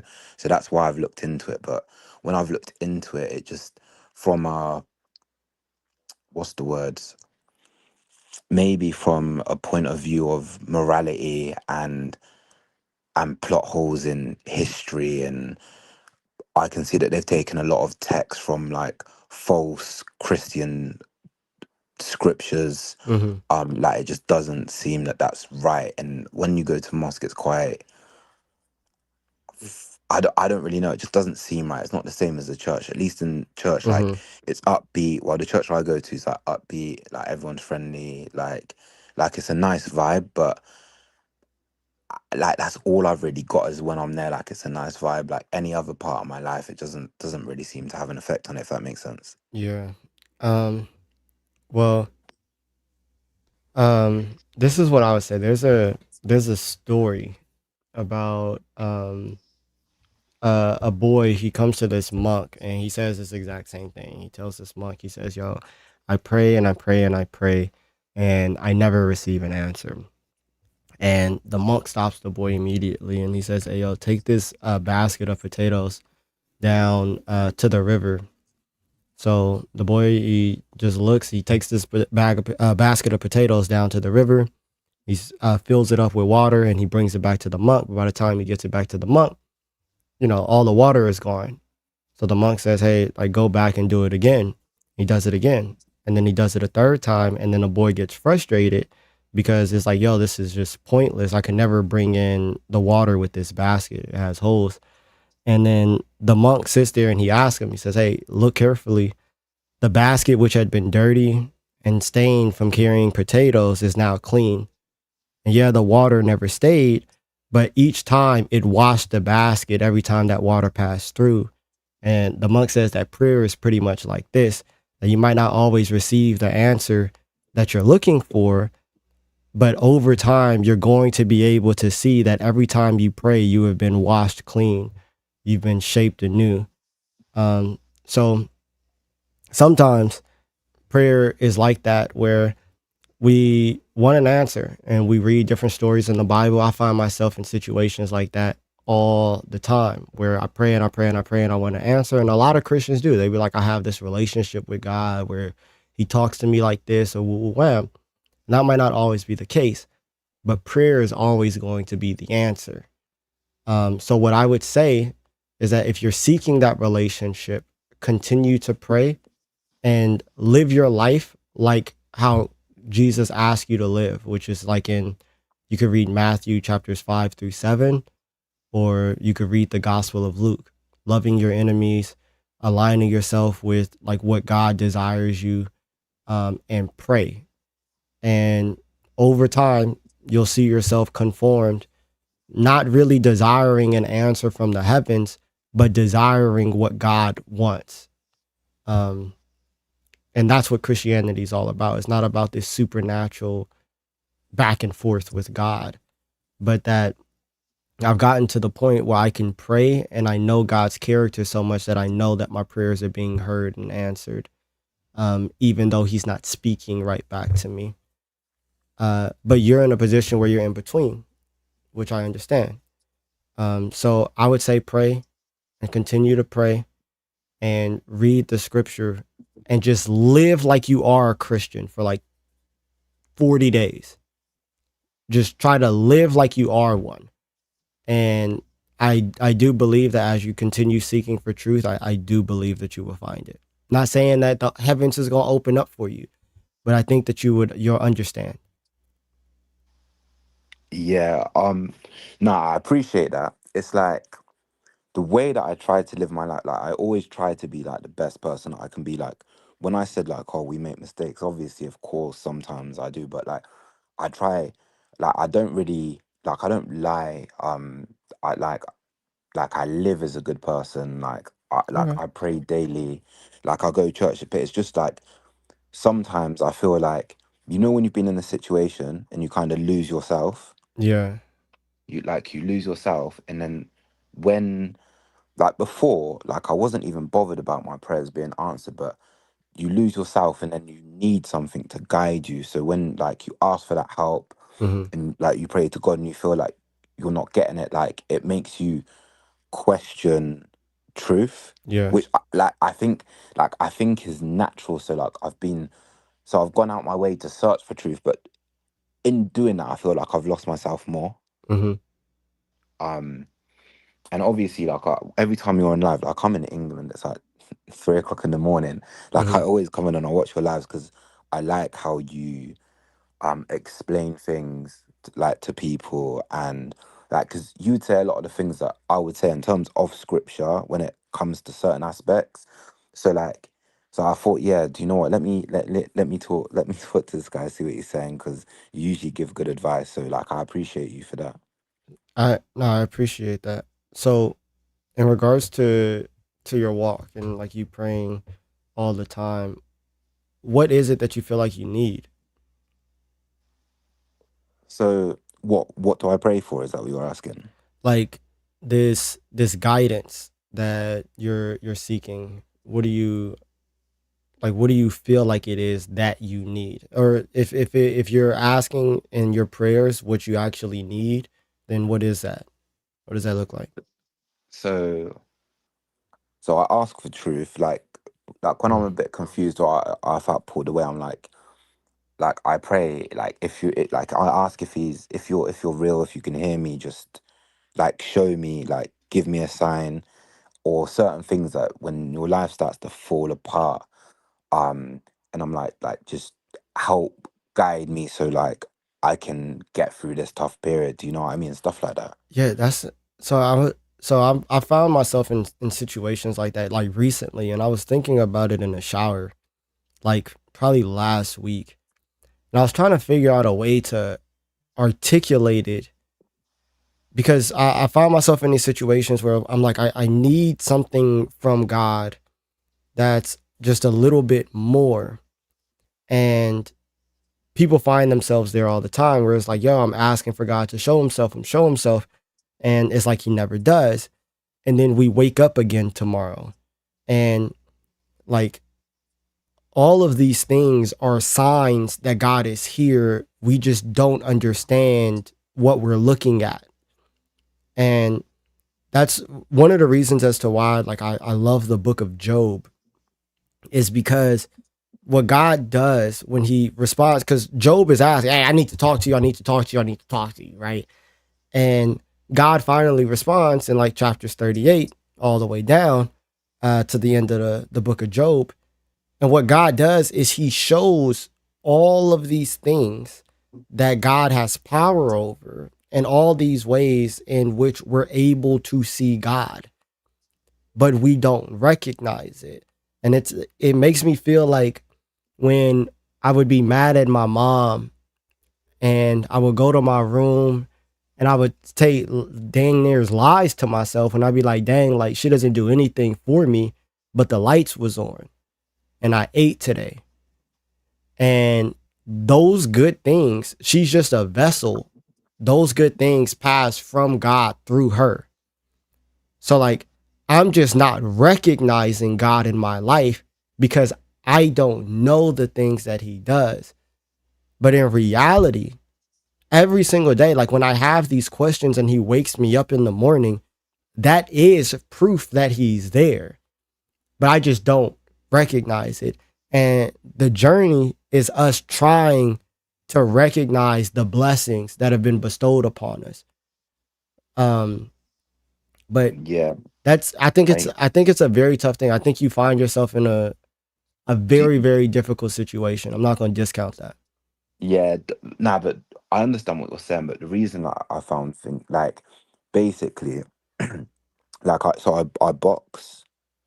So like I boxed for the cup, but I had a bad injury playing football. Mhm. So like last year, so Abrahamos V, 21st of 999. September 2024, Why is bro lying? He told me he don't I love Book of ruptured Job. my ACL, MCL, PCL, and LCL. So like Oh I my was, God, you got everything. yeah, I was bedridden for like 6 months. I'd say about God, six, dog. 7 months. So I couldn't even shower. So at the time, my girlfriend, she was Muslim by the way, but she was good to me. Like she'd come, she'd wash me, she'd give me my injection, so I didn't get no blood clots. And I had like a mental health breakdown, like because like I'm not used to being inactive. I put on like 30 kg, like and it got too much for her because like how I was mentally, like maybe I wasn't the best. Like I wasn't Yeah. horrible, but like I got a bit insecure, paranoid about things, and so obviously we broke up. So Mhm. I've been struggling dealing with the breakup and that, and ever since then things just keep getting worse and worse and worse. And it's like I've had nothing for the last 16 months. I'd say that I've had nothing good. I got my operation in June. I should be better now. I should be able to run, but like I still can't do any of that. Yeah. Um, like I want to get back into boxing. I want to do this. I want to finish the degree that I was doing. I've had to put on pause because I can't do placement. And what I realized, Yeah. a lot of my friends, like when you're good, when you're up, when you're doing well, they're all there for you. And then Mhm. the amount of people who don't even come see you or message you when you're like in a bad time, and like so my whole thought process of like how everything works is shifted, and I've struggled, like I've been depressed, and I'm struggling to get like back like into the Yeah. right place. Do you know what I'm saying? And Bro, I and yeah.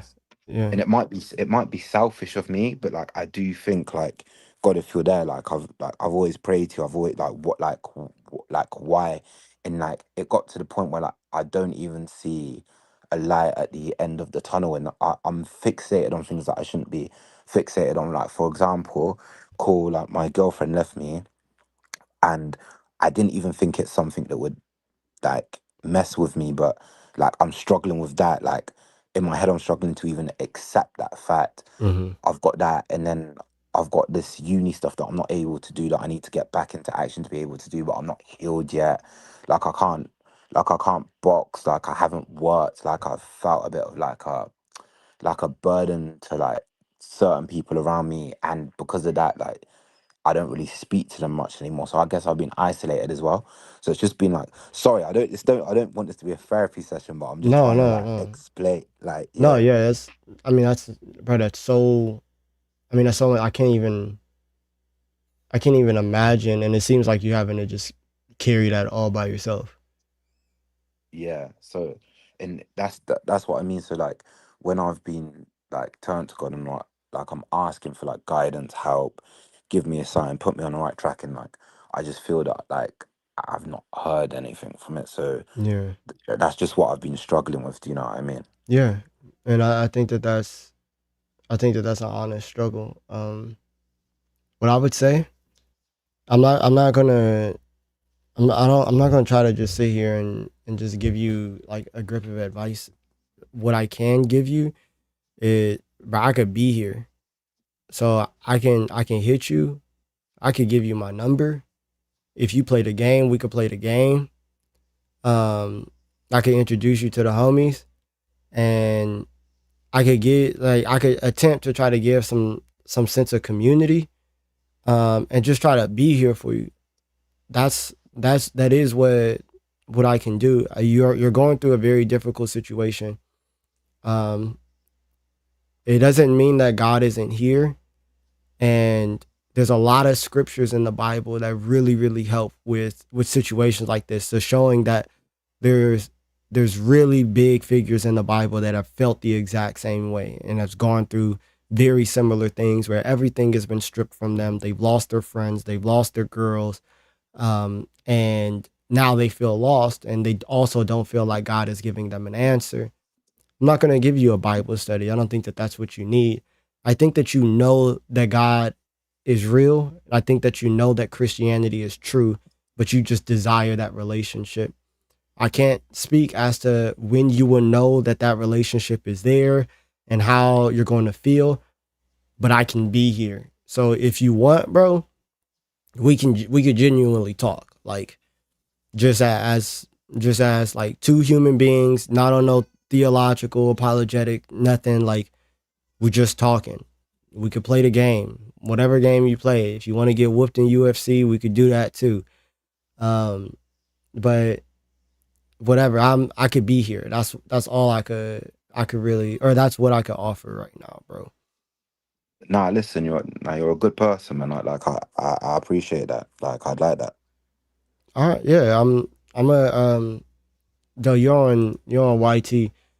Can you either leave a comment of, or you could email me or something, just like a way in which I could contact you. Yeah, what would you like me to leave a comment on YouTube? You could do, yeah, you could do that there, or you could email me, whichever one. It's perfectly fine. Yeah, I hit you up. What's your email, bro?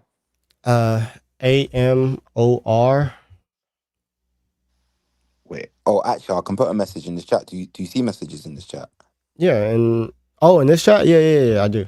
Go Oh ahead. yeah, that's easier. Wait, let me do this. All right.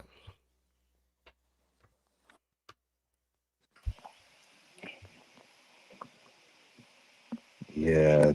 Did you get that? I'm just fast. I don't even know if other people can see that or what. But No, nobody else can see it. What is this? Is this a number? yeah. But All instead of right. the O, I think because you're So in if I America, put, it's a plus 44. So get rid of the zero and okay, put plus 44. oh, It's get rid of the because I'm zero in and the put. UK.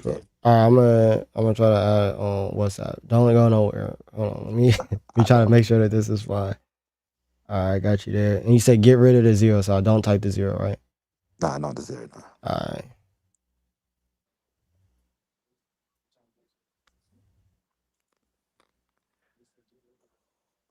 Okay. What's your name? Callum, bro. I got you. Uh, I'm finna text you right now. You're black? Yeah. What is it? Is it the voice? Well, no, there's Yeah. a couple of people. There's a couple of people from the UK that be black, but every time I hear a British accent, bro, I be thinking that they white just off rip. Nah. Um, I hear it, man. Like I was thinking, everyone who can hear me must be thinking, oh, this British accent. But nah, but what's the name? So I just hit you, bro. I gotta change Yeah, my no, that's avatar actually. The avatar is egregious. yeah. But Nah, alright, bro, hit me, bro. nah, I will. And listen, I appreciate it. And what you're doing, I think, is good work. And like the way you present yourself is like good because like I watch like God Logic and that as well. And like even though they're very knowledgeable, I think when it comes to talking about religion, I think that there's certain ways that you should like conduct yourself. Like I don't really like the mockery too much. Mm-hmm. Like even if you feel you're doing it for the right reasons, like if you want to bring people in line with like your thought process or what you believe, when you mock people, I think it will probably push them away more. And to be honest, when people give pushback, you got to think it's their willed belief. Like most people will do that. It's what they're raised upon. But I think the way that you like present yourself and the way you give your arguments is like you couldn't do any better than what you're doing, to be honest. So Thank you so much, bro. I really appreciate it. Hit me, bro. y- Yeah, yeah, just hit me, I bro. will, bro. Now, thank you. I'll go, but I'll watch the rest of your stream anyway. Bro, appreciate it. God bless you, bro. Yeah, God bless you too, man.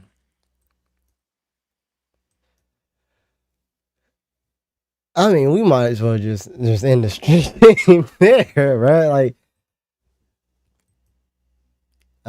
Lex not letting them get on the game. That might be true, bro. But we could talk.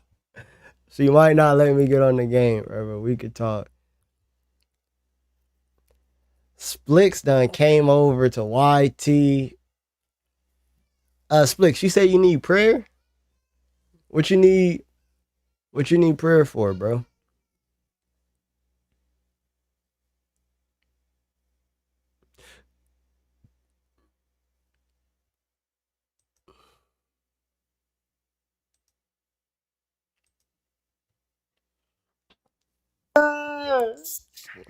Yo, I gotta show you something, bro. I gotta show you something.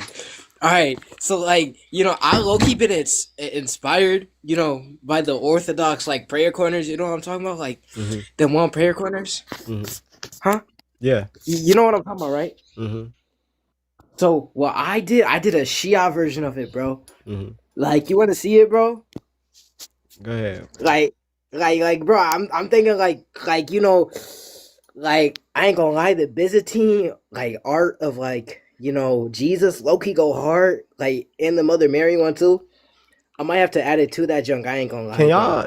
Can y'all like have art as a Shia? Bro, yo, I'm Shia, bro. They consider me a pagan anyway. I mean, No. I'm saying like in your set, like do Shias so itself so allow art? it's like it's disliked, like so it's disliked pretty much. It's like it's not haram, like, but it's not Like halal? yeah, it's not halal at the same time. Yeah. You know what I mean? But it's not haram though. You get what I mean? Yeah. So if I don't believe these are the actual images for real. You know what I mean? It's like I just find them interesting. You know what I'm saying? So that's why like I don't have any problem if I get an icon of Jesus too. I wouldn't have any problem doing it. What But I feel would like you. do you think that there's anything that would convince you that Islam isn't as a Shia, like not as a obviously not as a Sunni, but as a Shia? Is there anything that would convince you that Islam isn't true?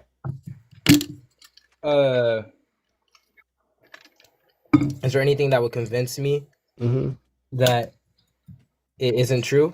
Yeah. Nah, not really. So like what? Because I have somebody who's who I work with and they're Shia. But like what makes Islam true to you? I'm not gonna try to defeat Islam. I'm gonna let you do whatever you came up here to do. Then I'm gonna move on to the So next guest. But if you what makes asking me Islam on a true to you? personal level, like you Yeah. trying to get personal with me. Like just whatever. Like what is it that makes it true to you? I got you. So, I guess for me, I've always believed like there has been, one God. You know what I mean? Like I was raised Baptist, Christian, whatever.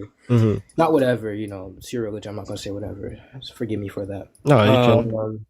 But It's just hard for me to believe a man's God. You know what I mean? It's just hard for me to see man as God or things like that. That's just something I can't understand myself. I can't resonate with.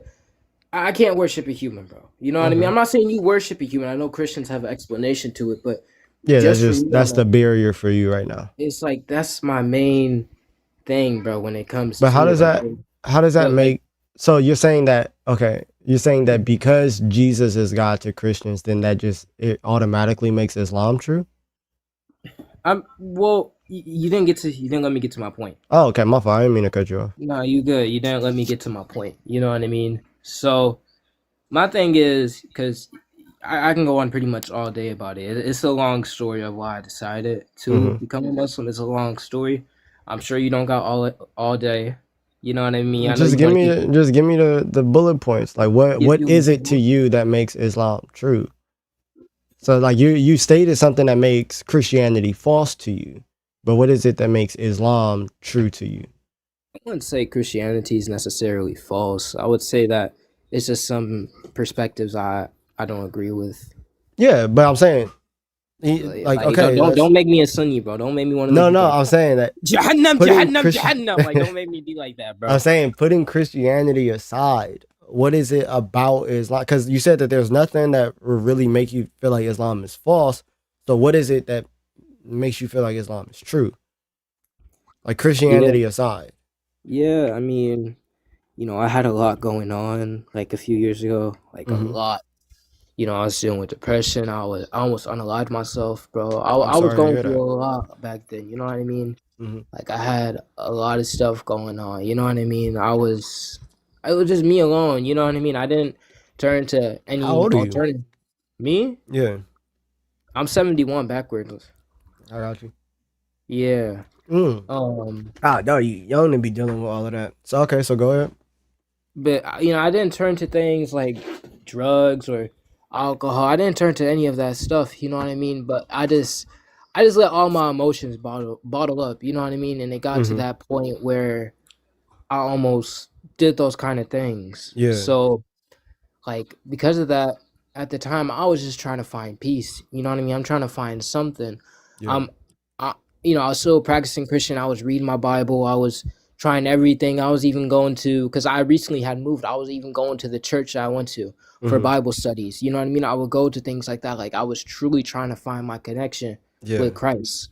At that time, but it was just like I wasn't feeling anything. It was nothing going on. You know what I mean? The church would say one thing, but then once they leave the church, it's a whole nother thing that's going on. Like everything disappeared. You know what I mean?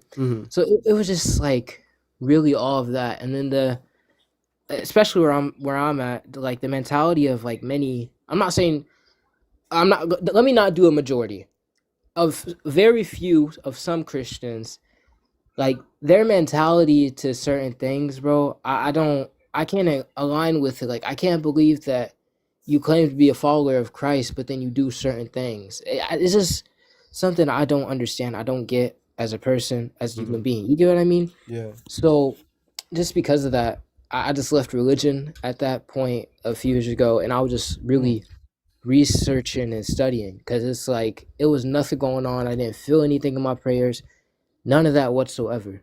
So because of that, I started to look into different religions. Like at first I was like, there is no God. So I was looking into like dharmatic faiths because like they believe that yeah, there is, but there isn't a God. You know what I mean? It's like it's something there, but it ain't there. Okay. Like it ain't gonna help you or anything like that. So like deistic God. Yeah. Like so I was looking into that, and then I was really interested in trying to align myself with the teachings of Buddhism, for example. You know what I mean? I made a whole video about my whole, my whole journey, but I deleted all my videos on my account, so it's not there anymore. So why did you even reference it? I was like, oh, but y'all go watch. It ain't gone. But I made a whole. I could probably post it again. I don't know. But anyways, I started looking. You got children? Me? No, I have like godchildren and nieces. Oh, I was gonna say, I see you, Unc. For real, huh? You. You said what? Why aren't there? Say hi. Let me know when I can continue. Yeah, no, you can Hello. continue. Mm. Yeah, but it was just a lot going on. I started looking into it, but then it was certain aspects when I started to get deeper. No, you can't talk on a What? microphone, sweetheart. I'm sorry, I'm talking. Hi, baby. All right, come on, go. Yeah, it's a rock. All right, go ahead. Yeah, so I really started to get into like deeper into perspective of things, like really starting to understand, really starting to understand, this religion I had an interest in. And then when I was like looking into it, it was like a lot of things I really don't agree with. And like the people in it too, I can't agree with, you know what I mean? Mm-hmm. So that's when I came to the realization, like at the time I was like, there is no religion that will help me. Like there's none of that. You know what I mean? Until I guess one day it was a video I guess that came on my feed, Mm-hmm. and it was like how Islam began in 10 minutes. I Oh watched the my goodness. video. I watched that video, and I was low key interested into it. Right? I was interested into it. I started to try to look more into it. I was asking people at my masjid, but then you know that time I was looking into Sunni Islam, right? Yeah. So then when you start looking into Islam, what you also get is apologetics. So I was reading like certain things like Bukhari and things like that, where Sallallahu Alaihi Wasallam was doing this and doing that, blah blah blah, this and that, and then as well as with that, certain things that the Sahaba, some Sahaba, or so-called Sahaba, what they did after the Prophet's passing. Mm-hmm. So, because I just really started to um, look, try to look for other religions until I found Shia Islam. I was on TikTok live stream. It was like 3 years ago. I was on TikTok live stream. God, dog. You Bro, was into this stuff at a very young age, right? bro. Well, here, I mean, I got like 10 minutes left, for real. Yeah. So I started really just kind of looking into, like I've always had an interest in beliefs, you know what I mean? Like since I was about 31 backwards, that's when I really just started looking into religion. It took me 2-3 years to figure out like what religion I want to follow. You know what I mean? I was really That's deep into good. this stuff Yeah. because I was born in the church. I knew there was something, but Yeah. my mind was just rejecting it. You know what Okay. I mean? So Well, I like mean, I could get that. yeah, it was pretty much just a very long process. And then I came to the conclusion that yes, I believe there's one God. I don't believe there's multiple gods, or a cow is God, or this is God, that's God. No, I believe that there's one God.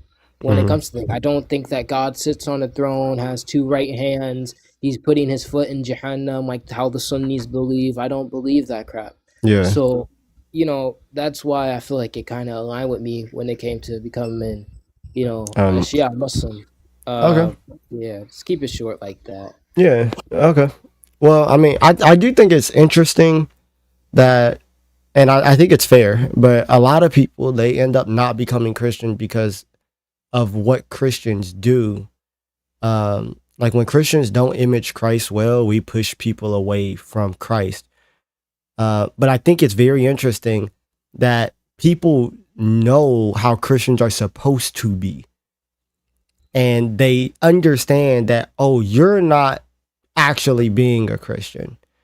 I think that the conclusion of therefore I shouldn't be Christian is flawed. But I do think that as Christians, we do need to understand that, hey, when we're out and we're imaging Christ, we push people away from Christ when we're not doing the things that we're supposed to do. But yeah, no, I understand that, bro. Like I said, I'm not gonna try to argue Islam with you. I genuinely wanted to know. Yeah, because I'm your favorite Muslim, Habibi. That's why. Yeah. You good. You always walk around these parts. No, you I'm feel me? always welcome, bro. I'm always welcome. I'm gonna when you're gonna have God Logic on here. I'm just gonna be on here. You know what I mean? I don't know, man. I've been trying to get a God Logic collab for about a long time now, but I don't think that that's gonna happen. But Shout Yeah, no, out to I him. I get what you mean, bro. I just feel like the main thing is, like, I guess with me now, like, I do agree with a lot of apologetics when it comes to certain things in Sunni Islam. Like, for me, I despise Sunni Islam, just to be honest. You know what I mean? Their tafsir, I just disalign with their hadiths. You know, all these things I disagree with Loki, and I feel like that's one thing that kind of I don't know. It's a long story, bro. I just don't like Sunni Islam. Like when I tell you, when I first converted, I went to a Sunni mosque. I went to the same Sunni mosque that I converted to. Right, I took my shahada there. I went to that same mosque, bro. Wallah, I'm not even. My bad. I shouldn't be saying wallah. According to Matthew, chapter 5, verse 34, you shouldn't swear or anything. I forgot it's a Christian live stream. Bro. Nah, you chilling, bro. So, anyways, I go there, right, and after I get done praying, whatever, I'm giving my salams to like the uncles, right? They look at me, bro. They look at me and they was like mumbling some things in Arabic, right? And I remember what they said, like in Arabic. You know what I mean? I remember what they said. Like I have a good mindset when I know how to listen. I can remember certain things. I remember what they said. I set the word into Google when I got home, bro. They were saying some racist stuff. I'm not even gonna lie. Oh, that's crazy. Right? I'm not even joking, bro. That's crazy. Like they were saying, they were calling me the N-word in Arabic, right? You're black? Yeah. Where you from? Like you from the South? No, I'm from Michigan. Oh, okay. So I'm like from Flint? Michigan. Nah, I'm from Detroit. Oh, the homie from out there.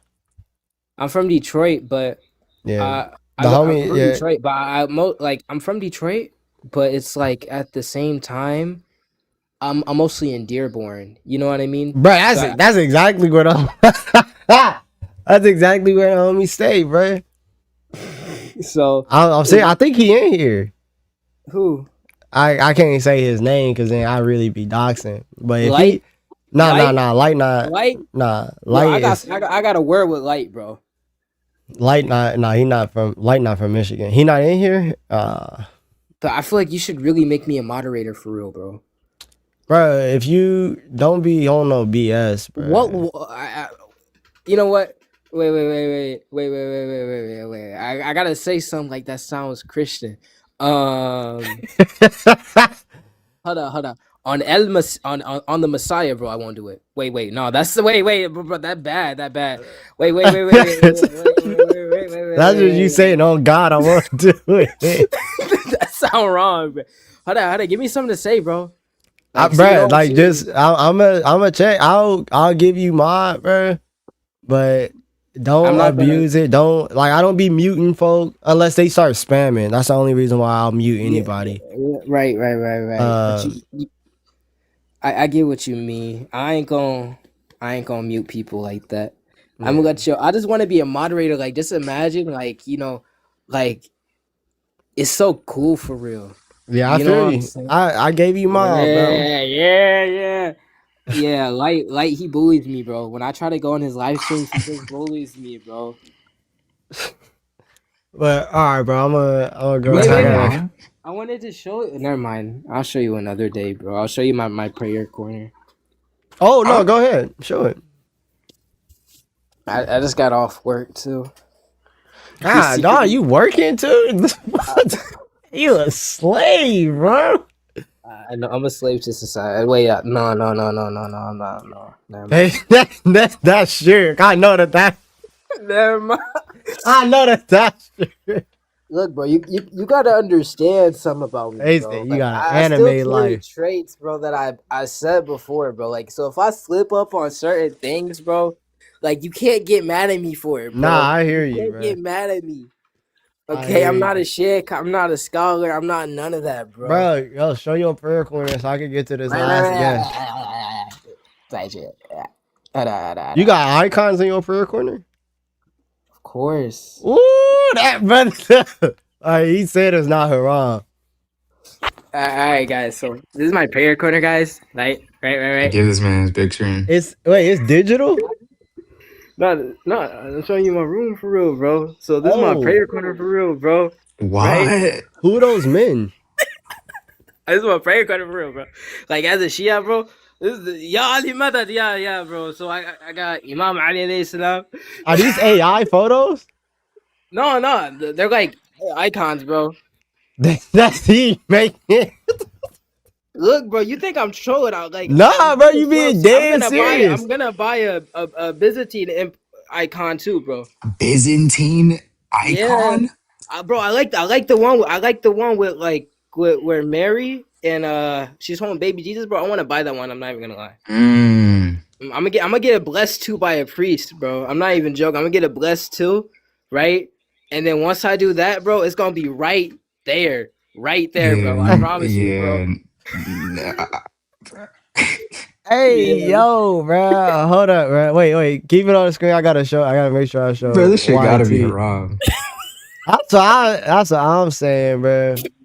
What you talking about, bro? What you talking about, bro? I'm trying to show YT Hold on. I'm real gonna make it quick. better. Hold up. Give me 2 seconds. 2 seconds. This actually has to be haram on some scale, bro.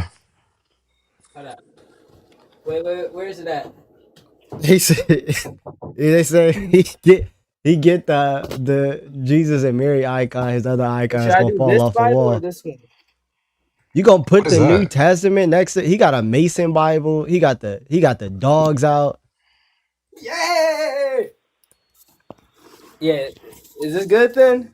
Is this You good gonna put enough, the bro? New Testament out there? Is that allowed for you, bro? I don't know. He Hey, doesn't know. bro. Yo, he Yeah, could be committing shirk as we speak. He just yeah. doesn't know. Yeah, bro. Hey, man. Hey, bro. I'm glad that some part of orthodoxy is speaking out to you, bro. Keep looking for truth, though, bro. No, bro. Like, yeah, like you can't lie. It go hard though, bro. Like,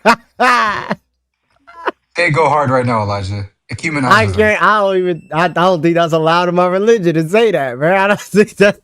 bro, it I don't go think that hard that's though, allowed, bro. bro. Nah, bro. That Yeah, is bro. funny. What you mean, bro? That is funny, bro. I told you, bro. I told you, like my. I was seeing it on TikTok, like the prayer corners, bro. I was like, yo, I I gotta, might I have gotta to bring this to do that. Shia Islam. I gotta bring this to Shia Islam, bro. I can't even lie to you, bro. Like, yeah, my family though in the 1968s, they were Freemasons. Okay. oh. Yeah. So this is their same Bible, like passed down through generations. Yeah. So yeah, but bro, like I had to do it. I had to do it, bro. I Hey, had bro. to. I hear you. Keep seeking, bro. All right, Keep next seeking. I'm gonna have one of light, and then I'm gonna have an icon of you. Nah, And don't put me on there. Don't put me on there, bro. What the? Yo. I'm gonna get Hey, cursed nah, just because bro. you did that. Hey, yo. I'm gonna Nah, find but an image of light and print it out right now and hang it on my I'll send wall. you one. Nigga, watch You ain't even out. gotta find one, bro. I'll send you straight to Hey, your send me phone. one, please. Watch out. Send me one. Y'all about to damn my soul. Hey, What you yo. talking about, bro? Nah, but all right, bro. I'm gonna go ahead and I'm get gonna up be out of like, here, y'all bro. light method, bro. Y'all light Yeah, method, bro. alright. Yeah, nah, bro, that's gotta be blasphemy, bro. What you talking about, bro? Aren't you a saint? What? You're a saint in my Ain't you had eyes. the Christina Milian going on yesterday? All right, bro. Hey, that's Nah, what's that about? crazy. Cause I had my hair down. You don't know who Christina Milian is. This actress.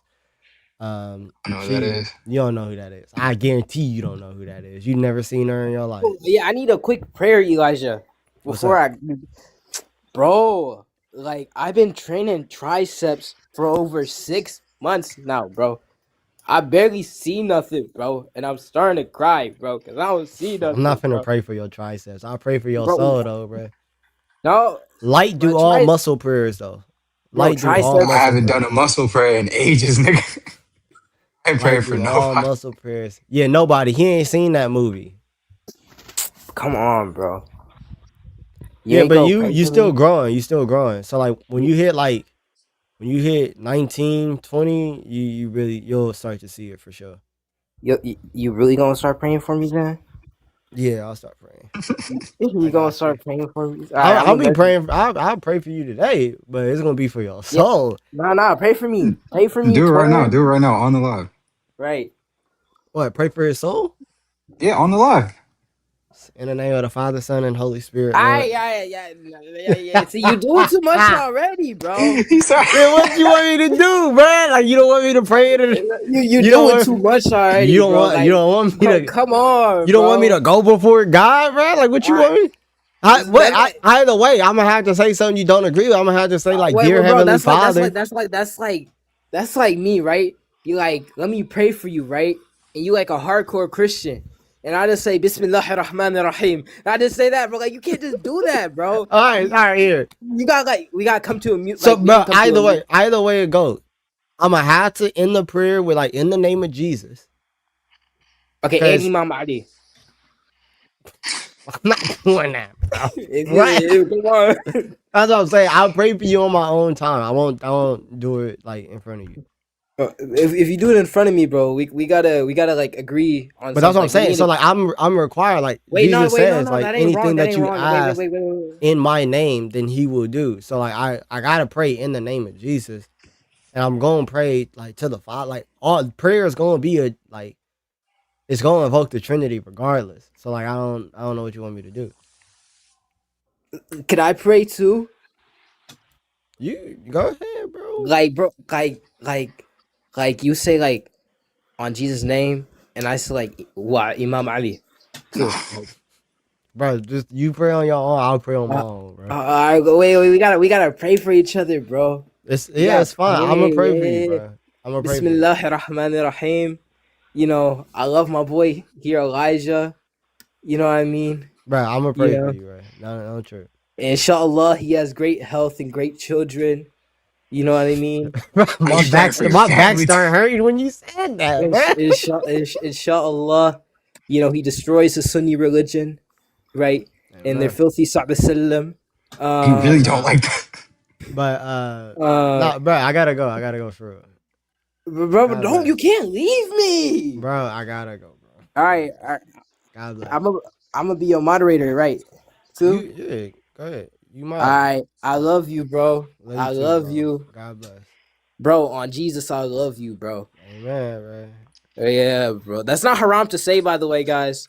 All right, if you say right. Because like here's the thing, bro. Like, bro, I have to go, bro. I gotta go. Real quick. I gotta go, bro. No, like 2 seconds. Actually, like in Shia Islam, right. It's not bad. Like I could say, like, oh Jesus, help me, bro, and it wouldn't be haram if you think about it, because like he's like he intercedes, bro. Yeah, because he God for real. Yeah, because he's God. No. I got. I'm He sorry, said bro. no. Did you just yell at me? He said no. I gotta Forgive him. go. He's bro. excited. He's excited. Yeah, he's got. Who is he? Nah, bro. He is. All right, Muslim. I'll talk to y'all later, bro. All right, bro. God bless, bro. Be safe. God bless, bro. I love you, bro. Love you too, man. She said. Wait, why you gotta go? Hi, Because sweetheart. thank you. Look who's here. And they're like dying to spend time with him. You can spend time with him some other. But all right, man. What do you guys think? What you guys rate that live? If you were being honest, what would you rate that live? It got real weird at the end, but You wasn't here. nigga, I'm talking about right now. You started humanizing with. What a deal, dog. Wait, sorry to. What's up? Oh no, you did let him up. Wait for me. What up, brother? What's the deal? Turn you up. You said what? Turn you up. You know, so that is not me, bro. I did not. No, I did not. Wait, why had that yesterday, bro? Because he's saying that's what I looked like yesterday because I had my hair out. Oh, I think he just thinks she's cute then. The cutest. The cutest is crazy.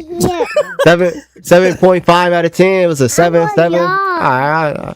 You know, 6.5. Call him Uncle Elijah. 10 before the troll. All right. KQEX. Yo.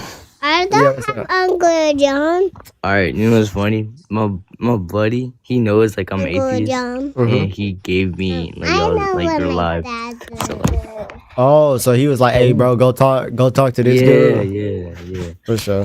The right It might have there, been me. pig. Um, That pig stuff. okay, so what's up? You want me to give you an argument that? He's that pig stuff. Yeah. I basically like Pig stuff. basically anything. Okay, hold on, wait. This person doesn't believe in Jesus. Can I try to help? Mm. Here, come He on. said, I'm nah, gonna ethics try to salvation. help this person believe in Jesus. Okay? Can you give me a couple minutes? Yeah. Thank you. Can you give me a couple minutes? Yeah. Thank you. I And appreciate then it. you're gonna come play with them. And then I'll come play with you guys. Okay? But I wanna go with you. Well, you gotta wait. You said you was gonna give me a couple minutes. Was you lying? We just wanna sit down on the couch that's back there. Not that couch. Nah, not the couch back there. Why? Because you're gonna make too much noise. I'm trying to bring them to Jesus. Hey, say, tell him God bless Okay. you. Bless you. God bless you. All right. There, you gotta take them out. They said, "Tell us where he lied." Tell us where he lived. Pushing me like. Oh, my fault. All right. Yeah. So you just want to argue? You just want an argument for the existence of God? Yeah. All right. So essence is distinct from existence, right? No, I'm just. I want to do that to you. Ooh. Wait, hold on. I don't want you to hold back. Like, all right, can you explain that? Can you explain what you're talking about, and then I can try to go off of it. Yeah, no, I'll explain what I'm talking about. So I'll just use the argument for motion. I think it's a little bit simpler. Than the other argument is called the deonte. But so the argument for motion is pretty much going to say that change exists. And by change, we mean the actualization of potential. So what those words mean is like potential is going to refer to, like, in simple terms, what a thing could be. And actuality is going to refer to what a thing is. So a piece of wood has the potential to be hot, but that's different from it actually being hot and burning, right? Yeah. It going from potentially being hot to actually being hot is change. So we would say that change exists. Hello? That there's more of my fault. Nah, yeah, I'm gonna go like point by point, so like you understand all the terms and stuff. Is that cool? Yeah, I got you. Okay, so do you agree that change exists? Yes, sir. Okay. But potential can't actualize itself. Only something already actual can bring about actuality. So like that piece of wood that we were talking about can't make itself hot. It can't actualize its own potential. Does that make sense? Yeah. So that means that whatever changes or whatever is actualized by something else. Since potential can't actualize itself, that means if a thing is actualized, there's something else that actualizes it. Does that make sense? Yes. All right. This leads to a chain of actualizers where each thing in the chain depends on the previous member to cause its change right now. But an infinite chain of such actualizers is impossible. Therefore, this chain must terminate in a first actualizer that is not changed. Oh, you're Big Bang. Okay. No, You're saying what's before the Big Bang? not Big Bang. You're saying No, okay, not hold Big on. Bang. Let me talk. Are you saying that God is before the Big Bang? That's not what I'm saying. No. Because I thought you wanted to go in there because you need an actualizer to actually. No, have so we're something talking happen. about right now. So it's like me answering the question, what's causing my mic to sit 3 feet above the ground? Oh, well, that's being actualized by the mic stand, right? Well, that's going to be actualized by, like, what's causing the mic to sit 3 feet above the mic stand to sit 3 feet above the ground is going to be the desk. What's causing the desk to hold up the mic? Oh, that's going to be the legs. What's causing the legs to hold up the desk? That's going to be the floor, right? And then we could say, just for simplicity, it ends there. So we're saying that this chain of actualizers can't go on infinitely, but it has to have some source that actually explains the actualization of potential. So like for this analogy, we stop at the floor, right? The floor explains the desk actualizing the mic stand, which is actualizing the mic sitting 4 feet above the ground. Does that make sense? Yeah. So everything that I'm talking about is right now, not the beginning of the universe, not the Big Bang, anything. We're talking about the actualization of potential right now. So we're saying for change to exist right now, it requires a purely actual actualizer.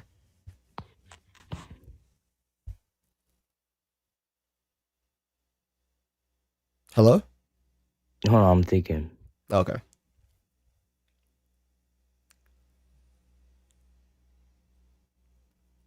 So for me to like, I don't know, stand up and then throw my pillow at the fucking wall. So I would need for that to happen. Therefore, there would have to be a God. Well, yeah. Because there needs to be a.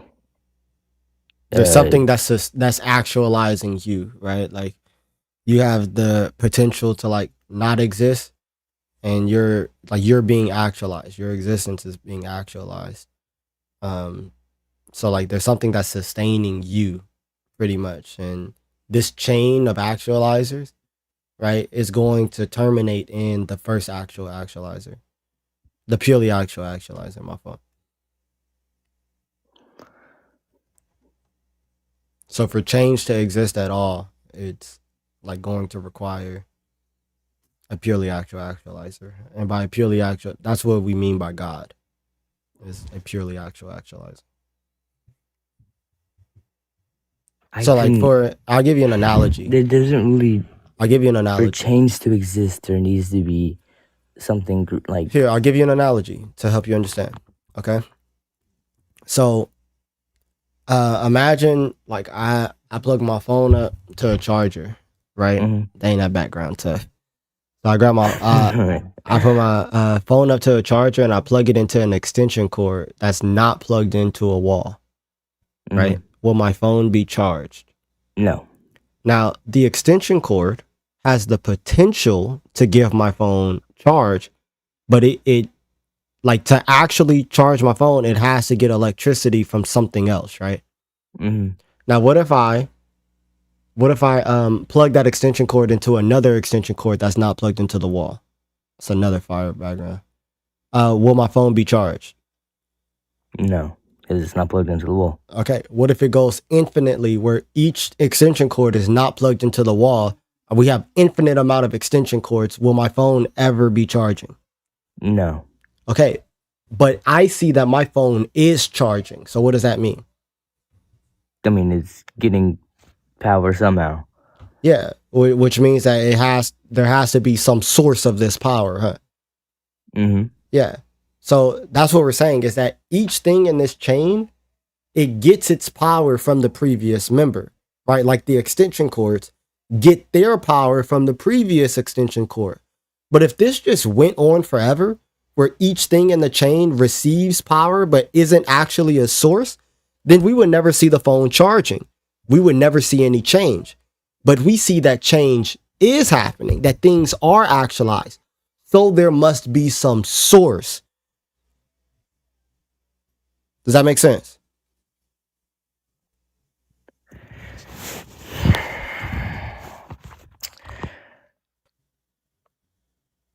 Yes and no. What doesn't make sense? Or what does? Tell me what does make sense first. What does make sense to you? So I don't have to explain that again. So, for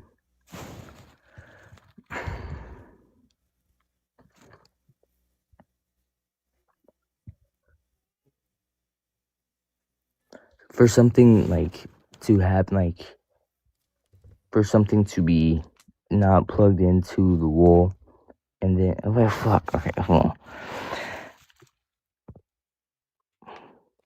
You want me to give the analogy again?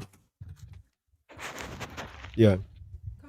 Here, I'll put it on the screen for you. I thought like normally when I do like these debates with my friends, we always do like fine two argument or like the morality, and I never heard this before in my life. This is the first time I ever heard this, and now I look like a dumbass. No, you don't look like a dumbass. You're genuinely trying to understand something that you haven't heard before. So I'm probably not doing a good enough job in explaining it so that you can understand, right? So I'm gonna try to make sure I articulate it a little bit better. If only my phone. If only my computer would work or my keyboard would work, but it's not. So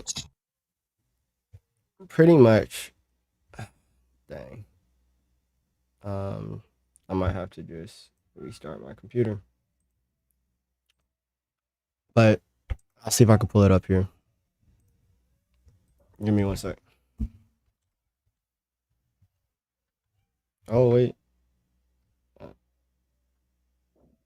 Nope. That's not gonna work. Okay.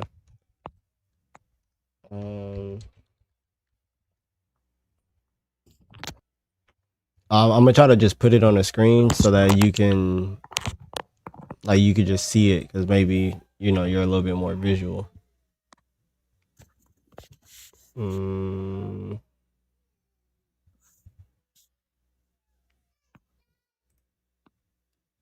I swear the people in my life genuinely do not like me. I swear. There's like absolutely nothing that I could do. That's just right here, right.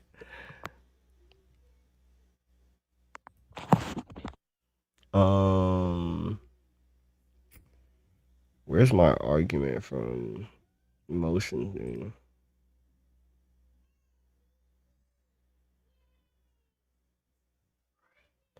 Oh, I can't find it. Fantastic. Okay, baby. Yeah, I can't find it right now. You want me to say one of my arguments? See one of your arguments against God's existence? Yes, sir. Well, I kind of want you to understand the argument from emotion first. I found it. So here. Let's see if I can make this work. Can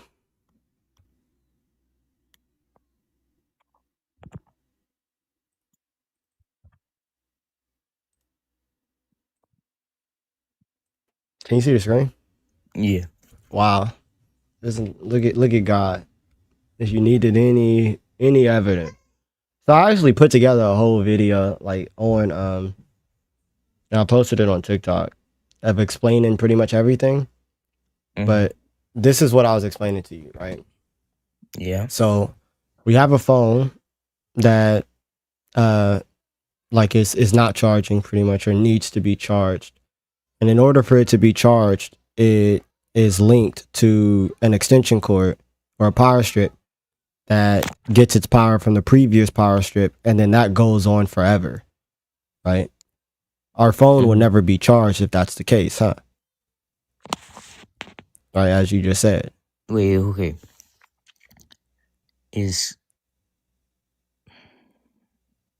So it goes on forever, so that means it's not plugged into the wall? Yeah, each member like doesn't have power in itself, but it gets power from the previous one. So like this extension cord right here, so this one right here, it gets its power from this one right here, right? Yeah, but that's not getting power because it's so on and so forth. Exactly, because it depends on that one, and then this one depends on, and it goes on forever, pretty much, right? Yeah. So nothing in the chain is getting power because it doesn't have power in itself. It has the potential to have power, but it doesn't actually have power until it receives it from the previous member, right? If this goes on forever, where nothing has power in itself, but receives power from the previous member, then nothing will ever change. Nothing will be charged, right? Nothing will be actualized. But we see that things are actualized, right? Things are charging, which means that in this series where each thing receives its power, there must be some source. Does that make sense? Yes, but I'm not sure how this could like lean into possibility. I mean, not possible probability. Yeah, so we're saying that logically, if change exists, like, and change is the actualization of potential, that would be impossible if a purely actual being did not exist. But change does exist. Therefore, the purely actual being must exist.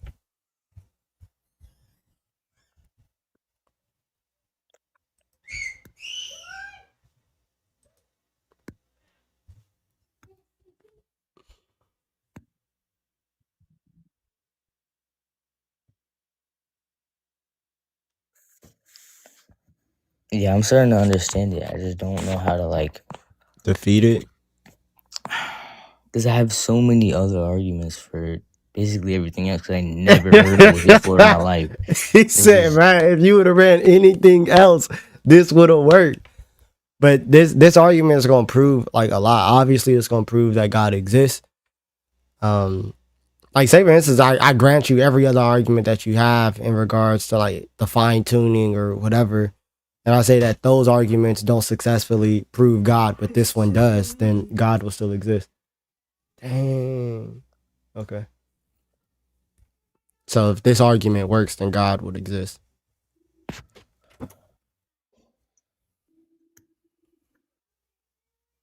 Okay, so let me get this right.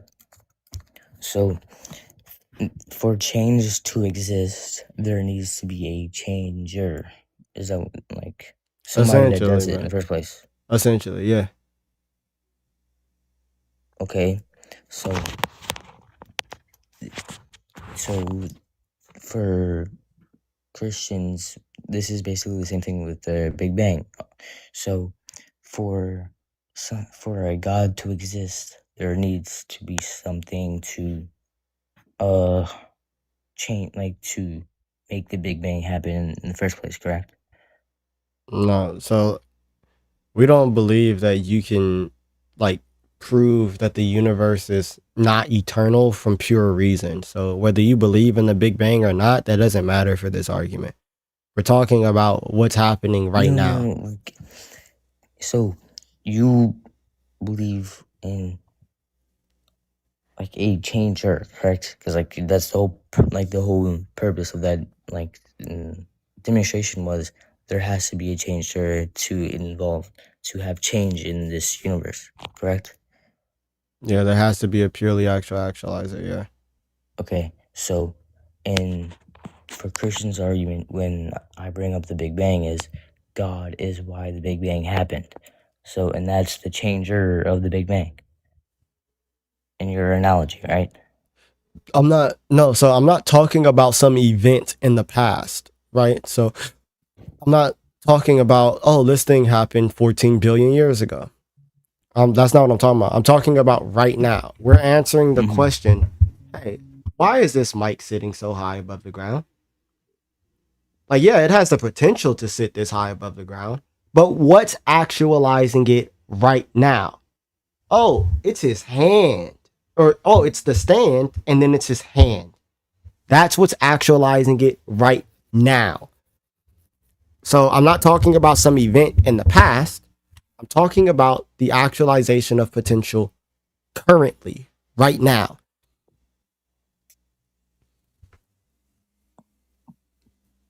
So it's like you could believe in the Big Bang or not believe in the Big Bang. That's not what we're talking about. We're not talking about the beginning of the universe, the origin of nothing like that. We're saying that things are being actualized right now. That requires an actualizer. Yeah, but when you said it goes on, you said it goes on for. Do you want to take your time to like look into the argument because it seems like you're trying to wrestle, like trying to find some way that God doesn't have to exist, but you're seeing that this argument does prove that God exists. I don't see how it does because, okay, it's not for change to happen. There needs to be a changer. So it's not just that. So here, there's a video on my TikTok that you can find very easy. I'll try to pull it up for you. It's the same illustration that I just pulled up for you right here. So I don't know what you're looking at. Oh yeah, cool. So this video right here, just give me 5. Right? This video right here is a 7-minute video of me just breaking down this argument. Above it, another. And I give as many analogies as I possibly could, and I try to make it as simple as possible for you to understand what the argument for motion is. All right, bet. I'm gonna go on mute. I'm gonna be back. All right. I'm not gonna be here, but feel free to go look at that video, and then I'll be live again on Friday. But so that you could come back then. But other than that, bro, I gotta go. I got work in the morning. Unless unless you trying to fund me going full time, bro. you wanna fund me going full time, bro? I'll stay here all day. You said what? Want me to drop like 16 galaxies or something? Man. So yeah. Go ahead, bro. You can shoot. All right, bro. Yeah, but so yeah, go over, look at that video. I think I explained it pretty well. You could DM me. I'll try to explain it anymore, and you could look into it, and I'll be back on Friday around like 5:30 Pacific time. All right, bet. Thank you, bro. Yeah, no problem. God bless.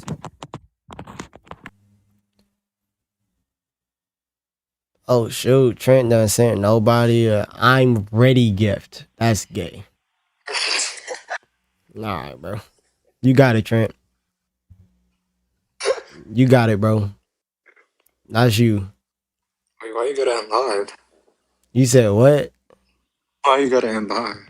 I got work in the morning. I gotta be up at like 6 a.m. I gotta shower, get ready. It's like 8 for you right now. Yeah, I gotta shower and get ready, and I got kids here that want me to play with them. Pause. But yeah, I got stuff to do. I can disprove Christianity. Let me up. Alright, bro. Bro, Trent just made that gift. That they don't even offer that in the TikTok thing. They don't even offer that, bro. Trent just made that. That's crazy. That's crazy. I ain't never seen nothing like that before, bro.